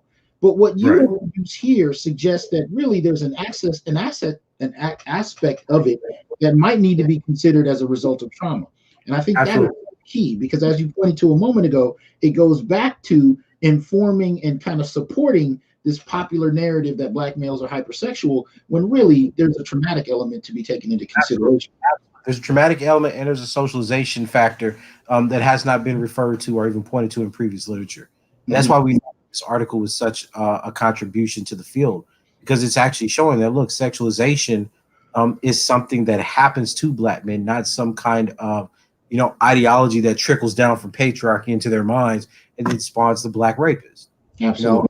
I think the overcitation of Bell Hooks, the without a serious interrogation of her arguments about Black male sexualization is extremely harmful at this point.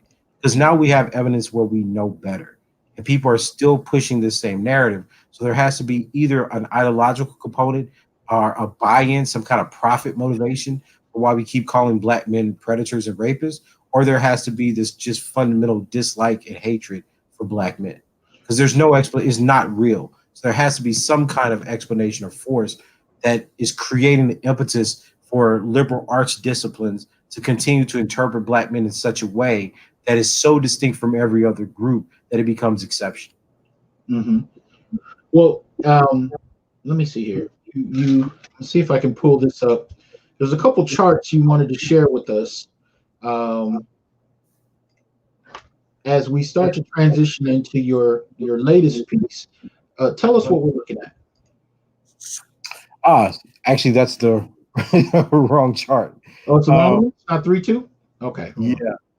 I think I may have sent you the wrong file. Tell me let's see what's the next to pull up. I can pull. Let me see. I have the other two. Let's see if those are also the wrong ones. Let me see. 3-6. Yeah. Is that one? Okay. Yeah. So this is. I can enlarge it a little bit. So this is the sexual victimization of men in the United States from the CDC, and I believe I'm not sure which data set, which chart it is, but 3-4 showed the Black women.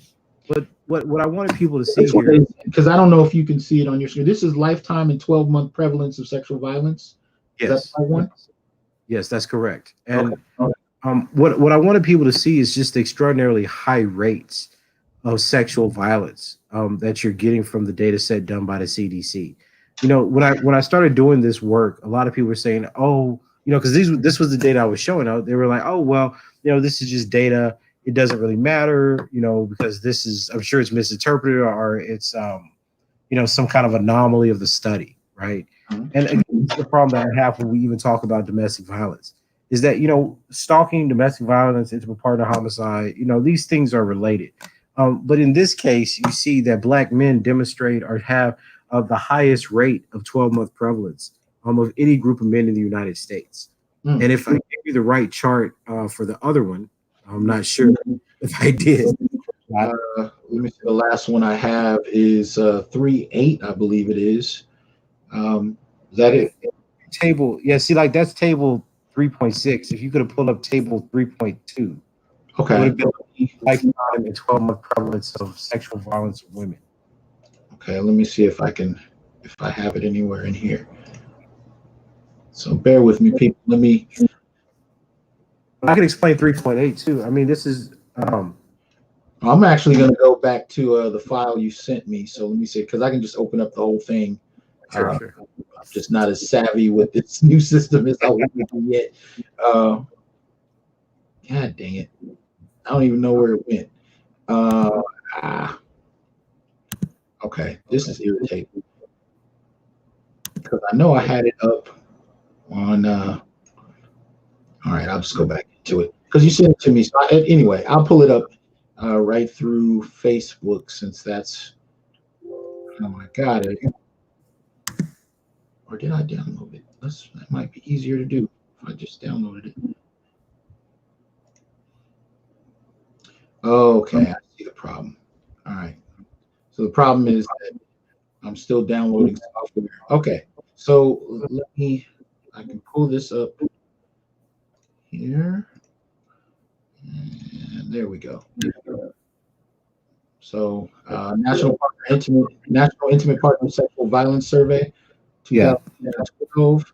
So this is going to go sideways. So you want to go to 3-2? Yeah, it should be table 3.2. Table 3. Okay. It's in the blue section. All right. Okay, I pulled up 3-1. There we go. Yeah, there you go. Okay. Okay, let's see if we can get some kind of organization here.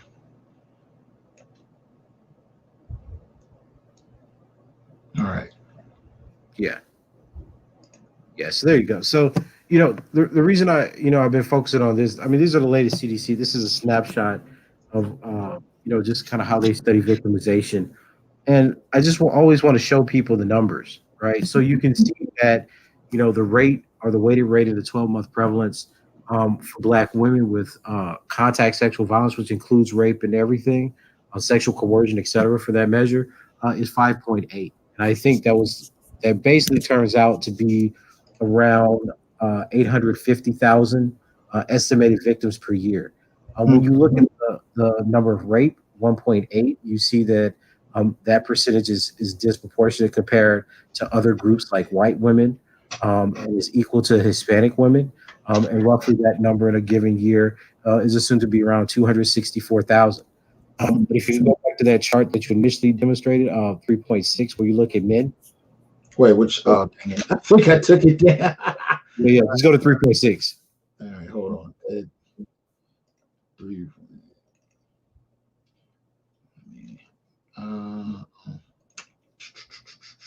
You can just do it out the NIS, just fast forward the pages. Yeah. Oh, I already. You talking about this one here? Yeah. Okay. So notice when you're looking at the male chart in the exact same categories in the exact same data set, Black men report 6.5%, right? And their numbers are around 830,000 of contact sexual violence. Mm-hmm. And their numbers for made to penetrate violence is 2.1, slightly lower than that of Hispanic men, but nonetheless still around the same number, 272,000 estimated victims. And what I'm trying to tell people is, even in our communities, you have Black men and Black women making similar claims at the similar rate in terms of sexual victimization. And we don't have any clue what the victimization of these Black men actually look like because people refuse to study it, right? Mm-hmm. And again, this is what I mean about the kind of dishonesty in the academy. Nobody's denying that Black women are victims of sexual violence, contact sexual violence, and even non-contact sexual experiences like sexual harassment. Nobody's arguing that. But what I'm saying is, when you look at this data, it also shows you that there's a similar number, if not higher rate, of Black men reporting the same kind of violence, especially in the made to penetrate category, which is basically the male equivalent of rape. Mm-hmm. And nobody's taking this victimization seriously. So while we've done a qualitative study that shows how Black men are and Black boys are victims of coerced sexual or statutory rape, when you look at the broader picture, they're showing that there is a real problem of sexual victimization amongst Black men in the United States that nobody wants to address because it's Black men. And if you go to the last chart, 3.8, I know what most people say, and this is the argument that I have with a lot of feminists, is that, well, the reason that you have high rates of sexual violence in the Black community are in general is because those crimes are perpetrated against men. So they say that even if we accept that Black men generally are victims of sexual violence, is at the hands of other men. That is just not true. 3.8 talks about the general rates of perpetration. And you can see that, look, if you're talking about rape where men are entering the bodies of other individuals, absolutely, right? When men are penetrating other individuals, they're the majority of the perpetrators, around 80% or so, right? And when you're talking about made to penetrate violence, right? Female only made to penetrate violence, you're talking about almost 80% of the perpetrators are women. Mm. This is a blind spot in the scholarship and literature. Wow. This is not a hunt for people. This is saying that we have evidence and data that suggests a certain phenomenon is occurring in the United States, and we refuse to investigate it because of the identity politics and ideologies that say that Black men cannot be victims and women generally cannot be perpetrators of sexual violence. This is anti-intellectual. This is a disservice to the health and the prosperity of those individuals because we know they're being victimized and we're refusing them services and attention. And 53% unwanted sexual contact by female perpetrators. Yeah. And this is what I mean, is that there is a fundamental difference between something that is ideology, which says I am only going to interpret things one way, and then something that says here's a theory to explain an empirical set of facts that nobody wants to deal with. What I'm trying to do in Black male studies, what I'm trying to do in my research and interaction with Black men is address this kind of problem of sexual vulnerability. That's one aspect of the research. So it's sick to me when black men who are victims that share their stories of violence. And this is why I got mad at Terry Crews on Twitter, because I say you don't understand the depths of the trauma and the problems that you're trying to get black men to confess to on Twitter. You're going around because a white man touched your genitalia and you're acting like you're the spokesperson of all black men who are victims of sexual violence. And I told him on Twitter, I actually talked to and work with men who have been victims of rape. What you're doing is just fundamentally wrong and immoral, because you would never do this to a woman or a female victim where you say you have to confess, describe your story in detail so I believe you. I'm like, what the hell is going through your mind? You know, there's no sensitivity. And then the black person that gets hired by the white establishment as the spokesperson for black victims tries to re-victimize them.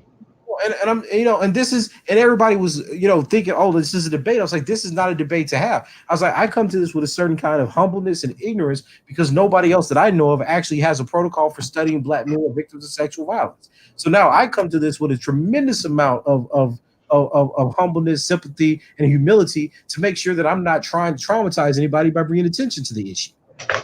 Terry Crews is acting a fool because he's being paid by a white liberal feminist establishment that's saying that black men are toxic and black men are perpetrators. But you have black men who have been victimized by women and other men who don't relate to the perpetrated issue because they're a victim. Their position, their trauma, their suffering, their identity is held in a position of trying to deal with the violence that happened to them.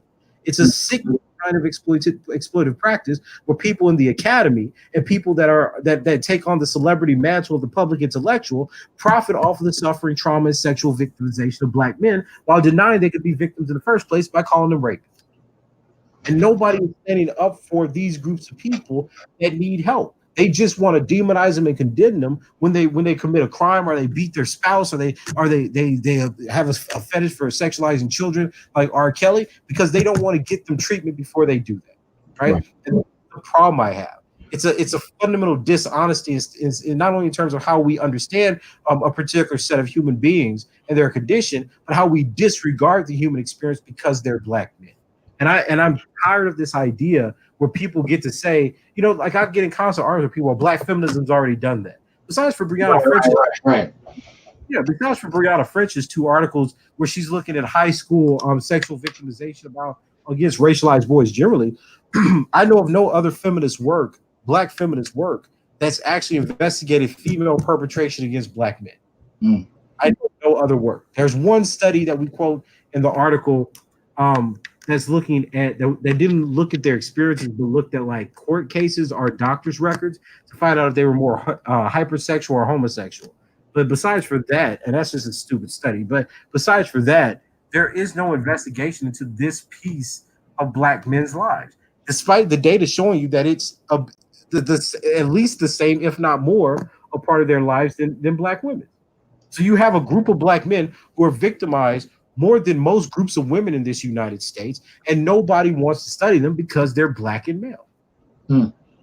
That's a tremendous offense, and it's a tremendous dereliction of our duty as scholars and public health officials and clinicians to not try to do any kind of work to help these people. And to be honest, if I can be real, this is what pisses me off. This is what pisses me off, because I came to this out of a humbleness where I was deeply affected by black men and boys who were suffering, who were crying on the phone, who were telling me that they were victims of rape, and nobody would help them or nobody would talk to them, right? Nobody would talk about them. We get killed. The argument is we get killed in the street and we're having arguments about intersectionality saying we're getting too much attention. Right. Every time we talk about a black man, he's a rapist, a predator, or an abuser. He's trash.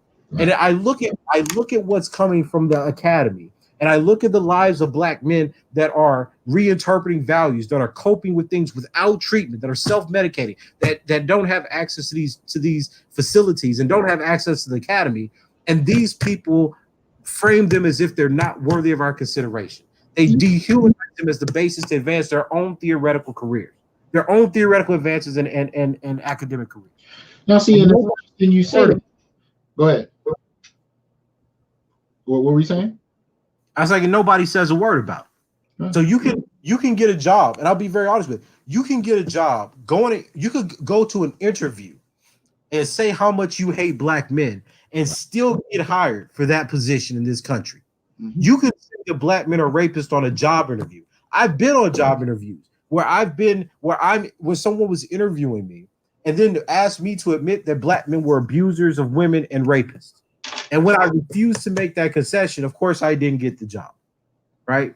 It was in a small school in Kentucky. I had no interest in it seriously anyway. But the point is that by me not buying into the idea that black men were rapists and predators, somehow that made me ineligible for the position. Right. Despite the facts, right? Despite the amount of study I posted, I don't know how many articles I have. I think maybe 70 articles, right? Despite the quality of the work, defending facts about black men is worse than defending or promulgating stereotypes about them. Well, we've talked about this, because both of us have gotten the inside word on hiring committees that we've gone and interviewed with and found out after the fact that we were blocked from those positions because of our stance on black men and on gender. So that's definitely something that I want to shout out to people, especially if you're faculty or if you're a graduate student going into becoming a faculty person without tenure. You need to be very careful about how you navigate these arguments because, what we're talking about here is a black male studies position, or what I would frame as a black masculinist position, is considered inherently misogynist simply because you provide data to show that black males are victimized as well. And that's a faulty argument, but it's one that's widely accepted. And to this very day, I've not had a single person actually tell me what is the misogynistic stereotype that comes out of the work. Right.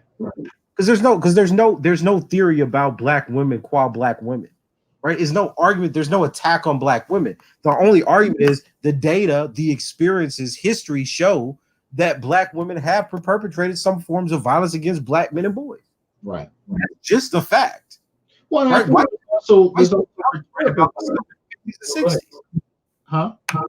I said even white sociologists were writing about this stuff in the 50s and 60s.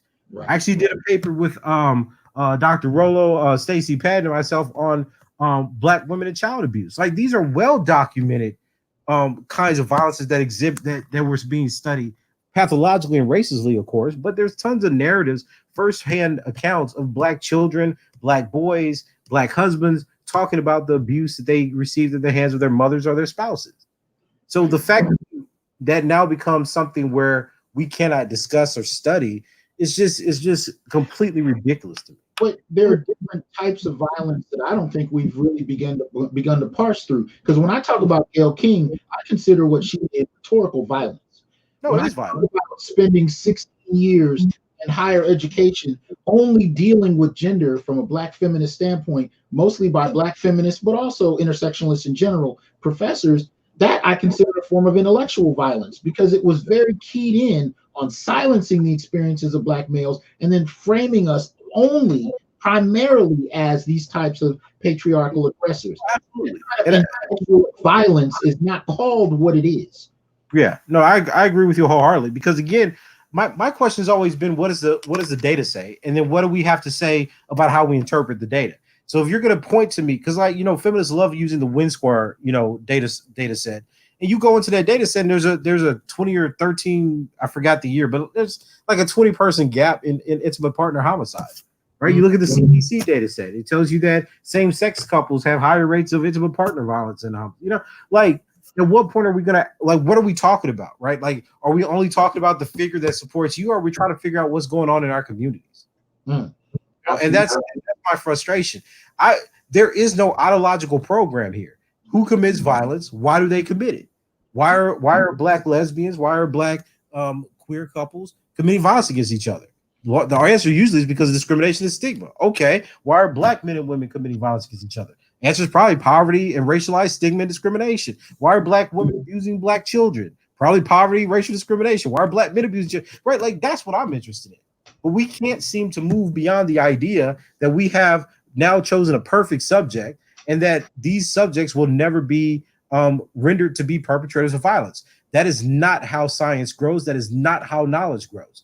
White people have already made the jump from Duluth to more empirical and ecological studies of their own people.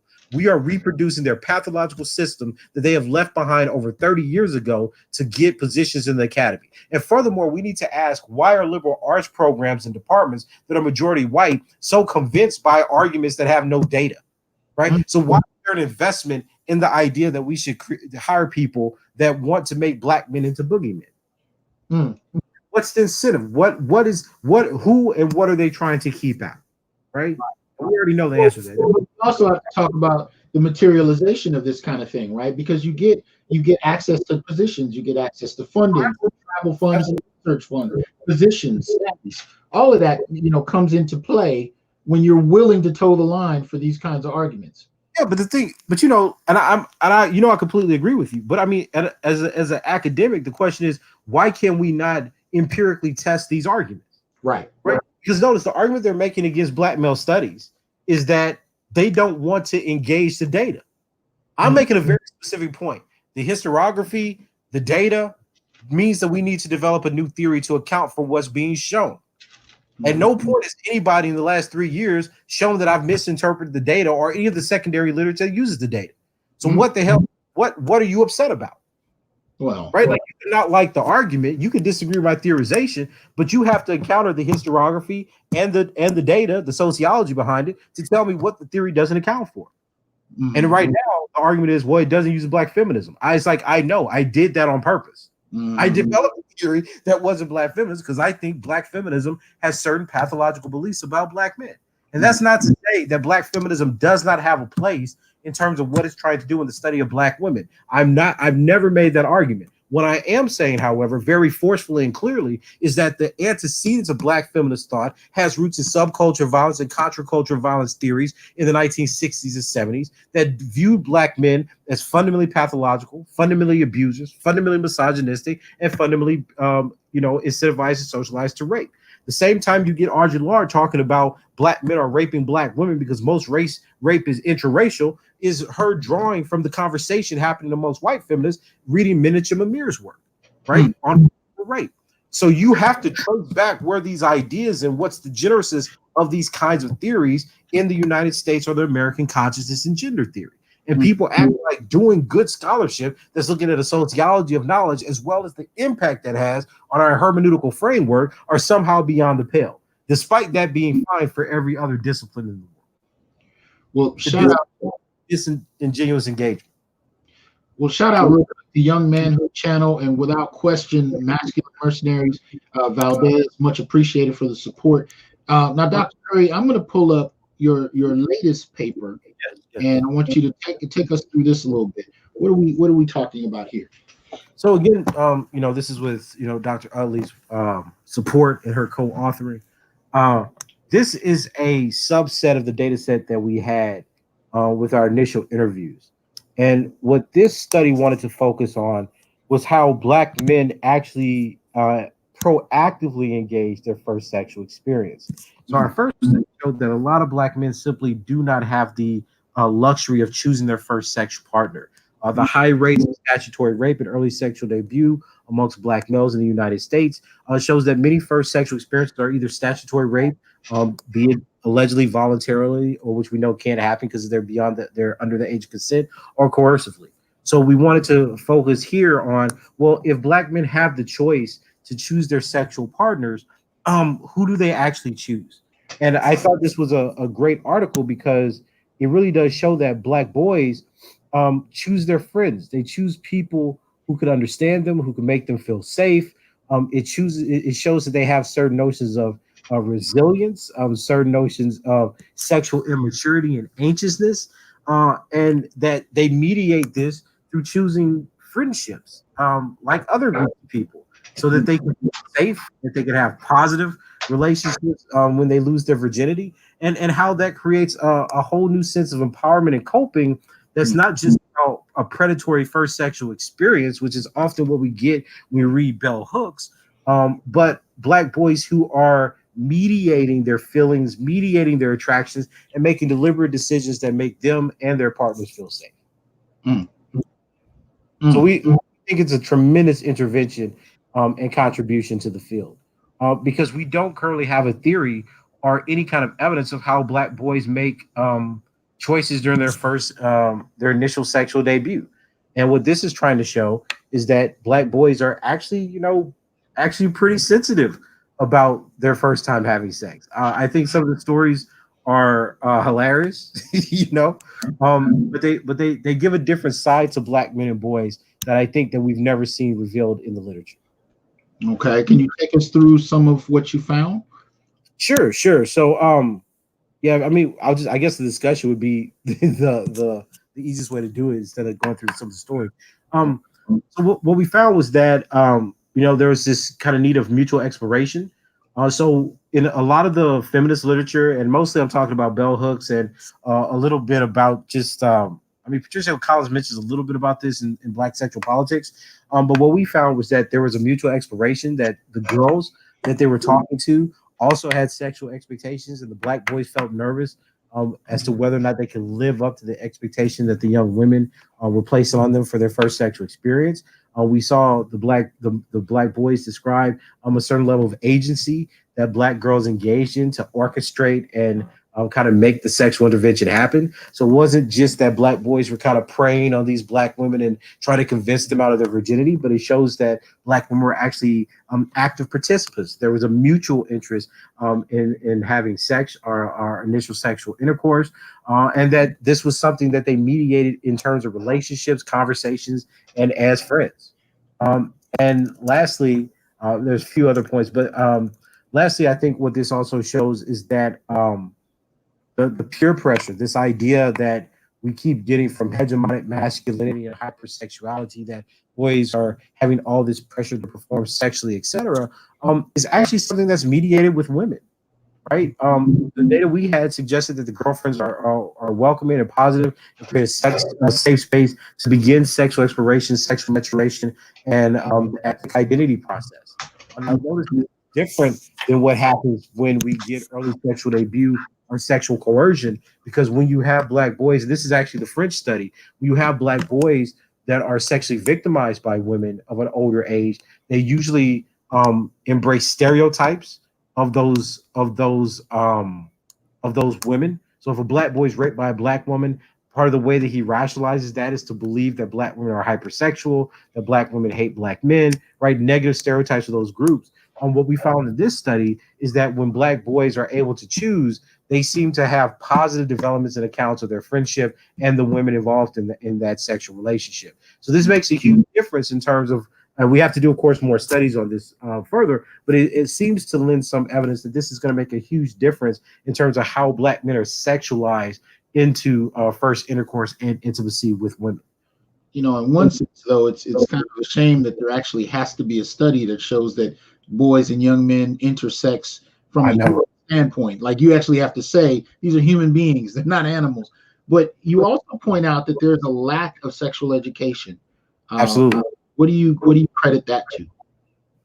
I think it's the stereotypes. I think it's partly that we don't think that we have to educate black boys one way or the other. And She Touched Me, our worry about sexual education was that we're not showing or teaching black boys that they could be victims of sexual violence and sexual coercion. More so here, we're talking about the ways that we're not educating black boys, given their threat of sexual victimization and being victims of rape, into other possible outlets of a positive sexual identity. So the question really is, how do black boys relate to sex, right?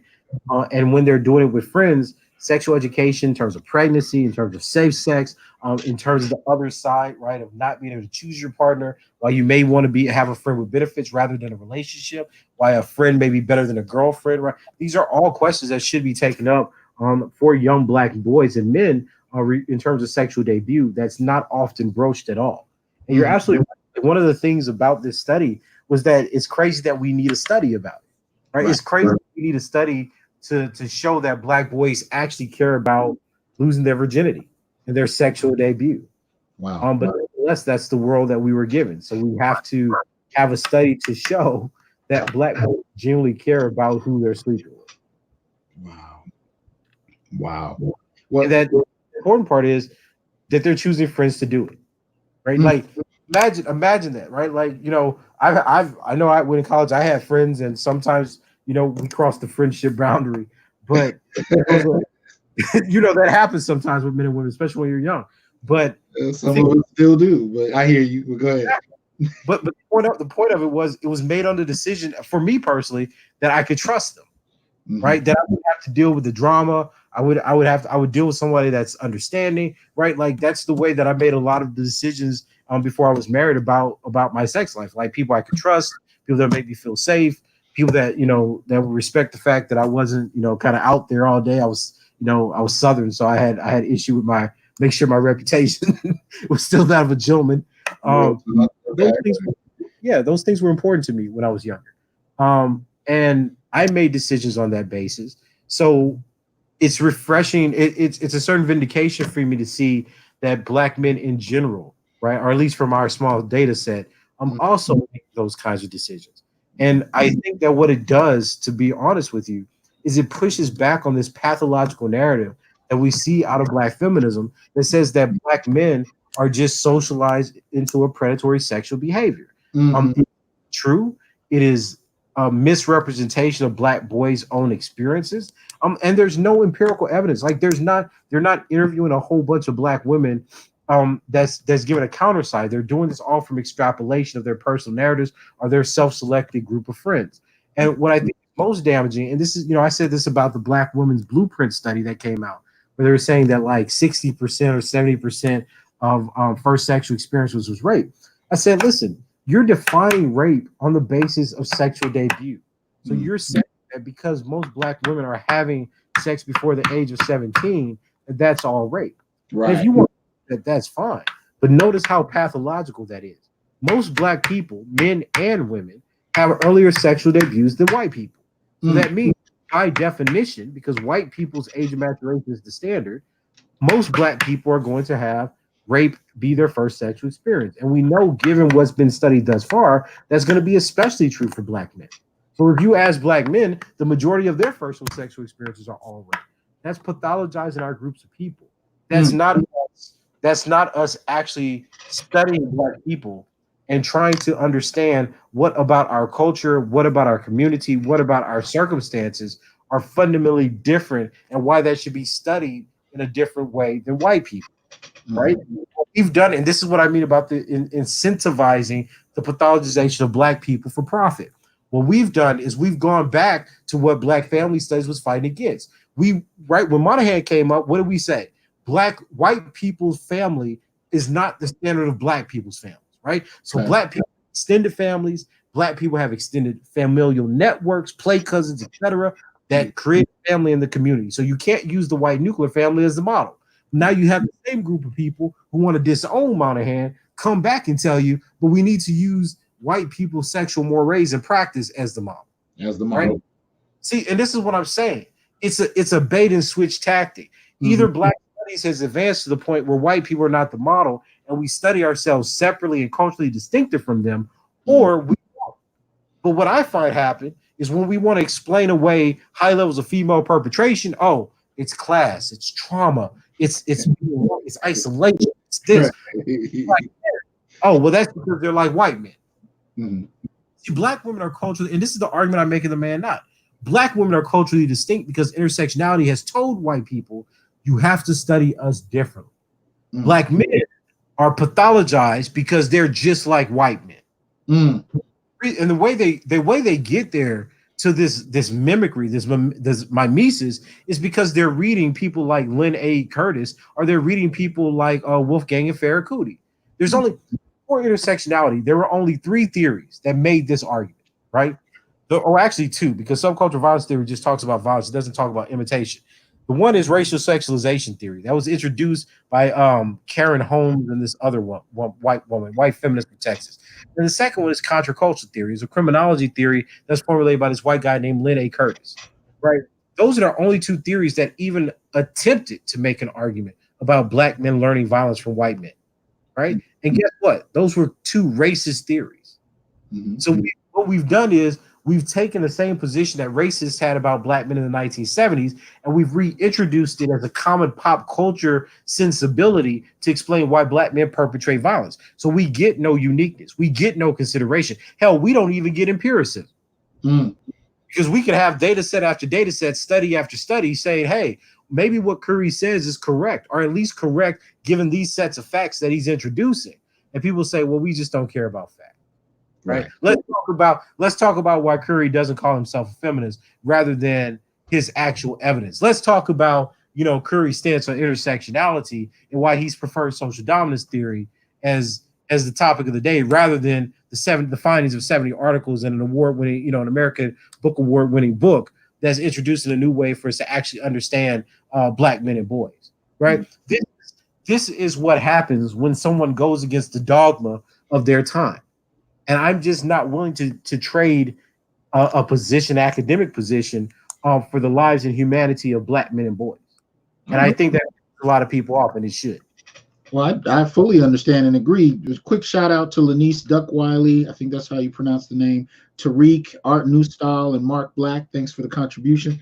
I'll take it a step further, because I think I mentioned this to you before. In graduate school, and even in undergrad, what would stand in for research on rape in a class that I would take, Black feminist class, was they would bring in a victim of rape. She would talk about her experience, and then the class would kind of have this moment where they shame Black men for not doing enough to prevent rape, and that would be the end of the discussion. That would be considered a higher level academic analysis on rape in the Black community. No data, no charts, nothing. It just this notion. And there were even films on this, man. I think there was actually a documentary film called My Masculinity Helps, that I was asked to showcase at Fresno State a number of years ago, that was principally talking nothing about Black men need to do more to prevent rape. But one of the data sets they did present was that 99% of rapes were from Black men to women, which makes sense if the only definition of rape is pre-2013, and it's rape that rape is only something women can experience, so on and so forth. But that was the popular narrative that was taken, and it was considered higher level academic analysis, and that was sufficient for the discussion. It's so dishonest, man. Like, you see, and this is what upsets me. I'm not denying that our sisters suffer disproportionate rates of rape.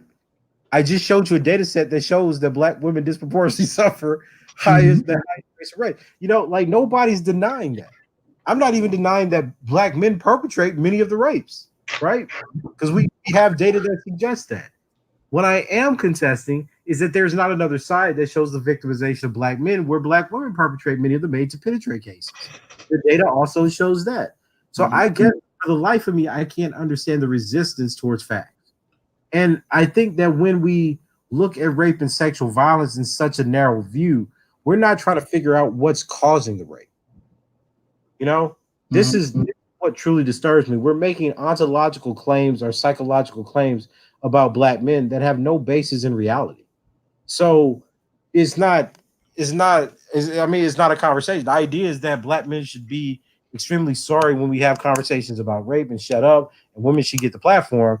And then I say, okay, well, look, I can feel that if we're considering the Black female as victim. I was like, so then what happens when we have to consider the Black male as victim? Well, we should never do that. Well, then I'm not on board for this. You're not interested in helping anybody. You're interested in creating a perpetrator that you can sell to white people for a position. Well, you're not interested in helping our people. You're not interested in trying to understand group dynamics of trauma and the interrelatedness of violence, be it physical or sexual, on future perpetration. That's not your project. Your project is to sell a package of Black men as a rapist and a danger to the world, and Black feminism somehow is the remedy.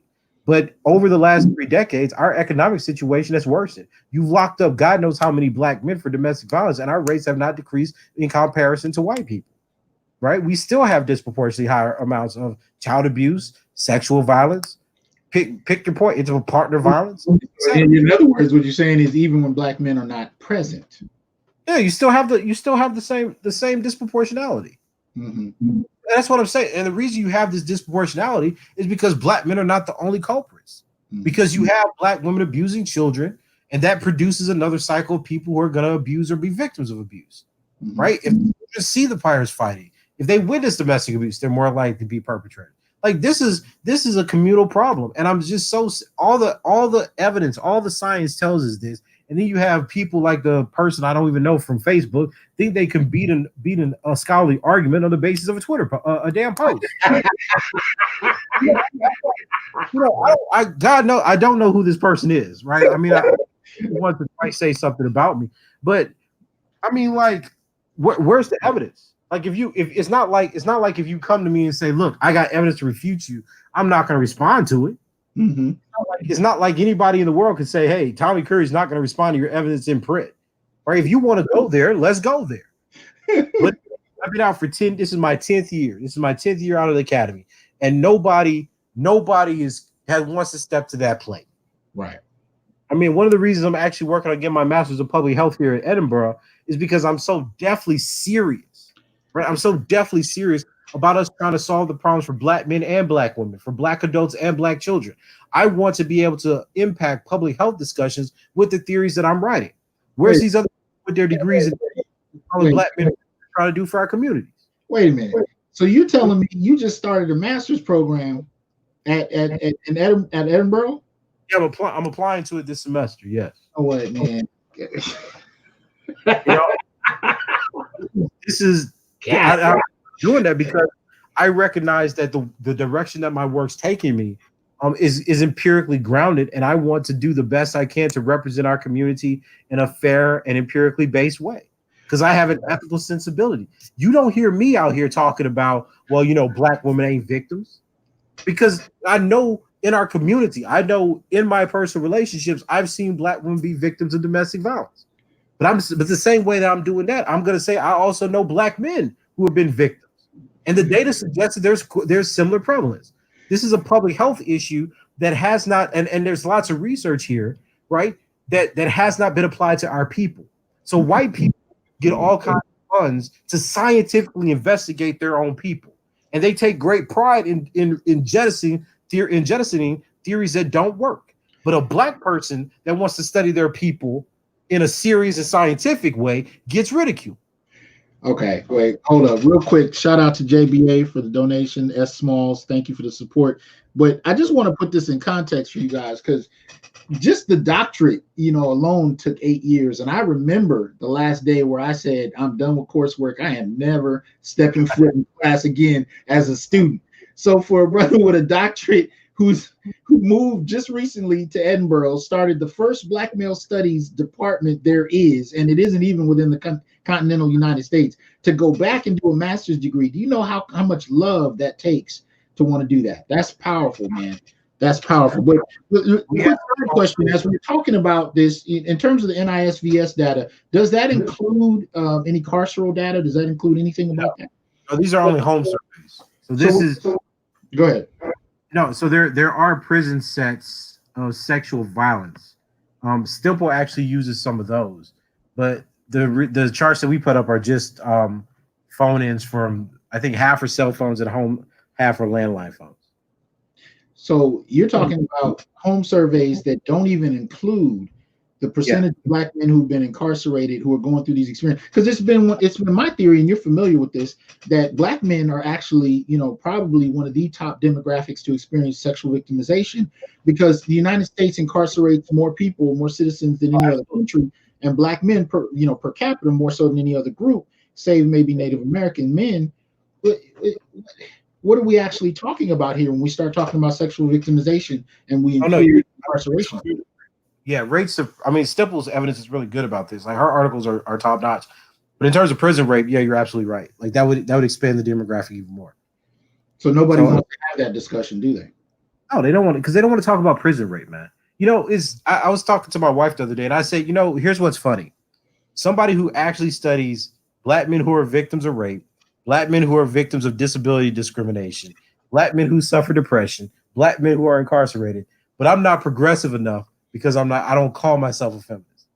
And my wife, right, and this is the thing, my wife studies Black women and maternity death. She studies, educational inequality and disparity. So it's just this nonsense of ideology that says the only way that you can matter is if you buy into a certain language. And never mind if the language is right, never mind if the ideology is right. It just has to be popular, right? Because remember, most of these people that we're having these arguments with that are attacking Black male studies don't have degrees in sociology. They don't have degrees in criminology. They don't have degrees in public health. They have degrees in English. Yep. Right. They have literature. Yep. Yeah. Like, so forgive me. And this is not to disrespect the excellent lit crits and the high theoretical work that goes on in those fields, but they're not asking the same question. Mm-hmm. And they're not interested in data. So I'm definitely interested in data. right? I'm interested in how certain social phenomena can be explained through theory and through understanding social processes. That's not their project, but it's those people whose only analysis of misogyny comes from the color purple, who constantly tell you that you're wrong. Whose only analysis comes from Bell Hook. It's a nonsensical proposition, and I'm sick of it because no other people in the world. There's no other group of people in the American Academy that could get studying their own people this way. He said the color purple. But it's a ridiculous proposition, man. I'm sorry. Look, man, I would love to have you on as long as possible, brother, but I know you are 8 hours ahead. I know, what kind of workload you got going on. You still got the babies to go. I don't know if you missed saying good night to them, and if so, I apologize. No, the babies go to bed around 7:30 or so. Oh, okay. Well, still, I know we had you on long, and you got a lot to do, brother. But I really want to thank you, man, for taking the time to go through, explain your work, where it is now, and show us these papers so people can get a chance to see what Black male studies on the ground is looking like from the one official place that can produce it and be able to title it such. So I really appreciate you taking that time, man. Thank you. Oh, thank you for having me, brother. I really appreciate what you're doing here. I'm extremely humbled every time you have guests on, and they shout out the man Nod and and the work I've done. I'm so humbled and grateful that you've created this platform. So thank you. Oh, thank you. And I think the implications of your work of Black male studies in general are not, and we haven't even begun to reflect on it. I mean, I shot Army a message a couple of days ago about that, and I said, well, have we really thought about Black male studies in regard to politics?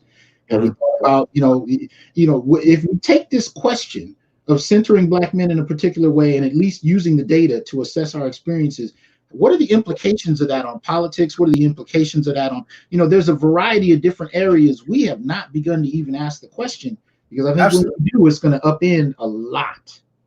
And I just got to say this real quick. I was so deliberate in calling it a study because my interest is in the acquisition of knowledge and how that knowledge is going to change the way that we view something. I'm not interested in a political movement. I'm not interested in at this point in my career. I'm not even interested in arguing with Black feminists about what they think, because it's not going to change, right? It's not going to change. And we've been down that road. I mean, when I came out, I tried to appeal with evidence. I tried to appeal with argumentation. I tried to expose the misreadings. I tried to talk. It doesn't work. I'm not interested. And that's God bless them. If that's what they think they have to do to make women win, as I was told by a popular feminist blogger back in the day, when she suggested to me that she wanted to study gender studies, right? This is a new thing. Mm-hmm. And I said, okay, well, then why not just look at the evidence? And she was like, if I look at the evidence, Black men win, and my job is to make sure Black women don't lose. So if that's the kind of mentality that you have, I know it's crazy. You know who I'm talking about. But if that's the agenda that you have, and if that's what you're going to build your academic career off of, then there's no point of having a conversation. My work is based on scholarship. That's why I publish so much. That's why when I see that I've reached a certain point in my discipline where I need further training, I say I'm going to go get further training, because I want to make sure that what I'm doing is right, and that when I'm dead and everybody has to, they have to try me in public opinion, and people are like, oh, he hated women, he did this, he did that. The reality of the situation is this man produced over 200 articles explaining why he said what he said, right? And he's correct. That's what I care about. Because at some point, somebody who's going to be smarter than me, who's going to be younger than me, right, is going to come back, and he or she is going to take what I've done and take it so much farther. And they may actually solve the damn problem. Right. We have tremendous amount of violence, tremendous amounts of tragedy that go on in our own communities. And despite people making their careers trying to pick the most suppressed person of the day, the death, it's the depression, it's the poverty, it's the political isolation. That's what's killing our people, right? And somebody's gotta stake their career in trying to get that question right. Well, I definitely gotta say, man, I will not be going back to school, but I will cite whatever papers you write from here on out. Thank you, brother. Thank you. But I appreciate it, and the audience appreciates it. So I don't know if you get a chance to look through the comments, go back through, when you get a moment, and actually look at the comments. You got a lot of people commenting, asking questions, but more than anything, providing support. So, my best to Gwinnetta, my best to the babies. Thank you for having it. And to the fellas, you know what I usually say, thank you for supporting the Onyx Report. And remember, I'm here to tell you, we are not criminals by birth, perennial rapists, incapable intellects, man children, sperm donors, child support sources, success objects, walking phalluses, ATM machines, lottery tickets, unpaid bodyguards, interchangeable stepfathers, child discipline proxies, unpaid repairmen, workhorses, or any other socially accepted dehumanizing stereotype. We are thinkers, inventors, innovators, leaders, fathers, and men. Embrace your humanity, know your worth, and extend your time, attention, and resources only to those who genuinely respect you. Peace.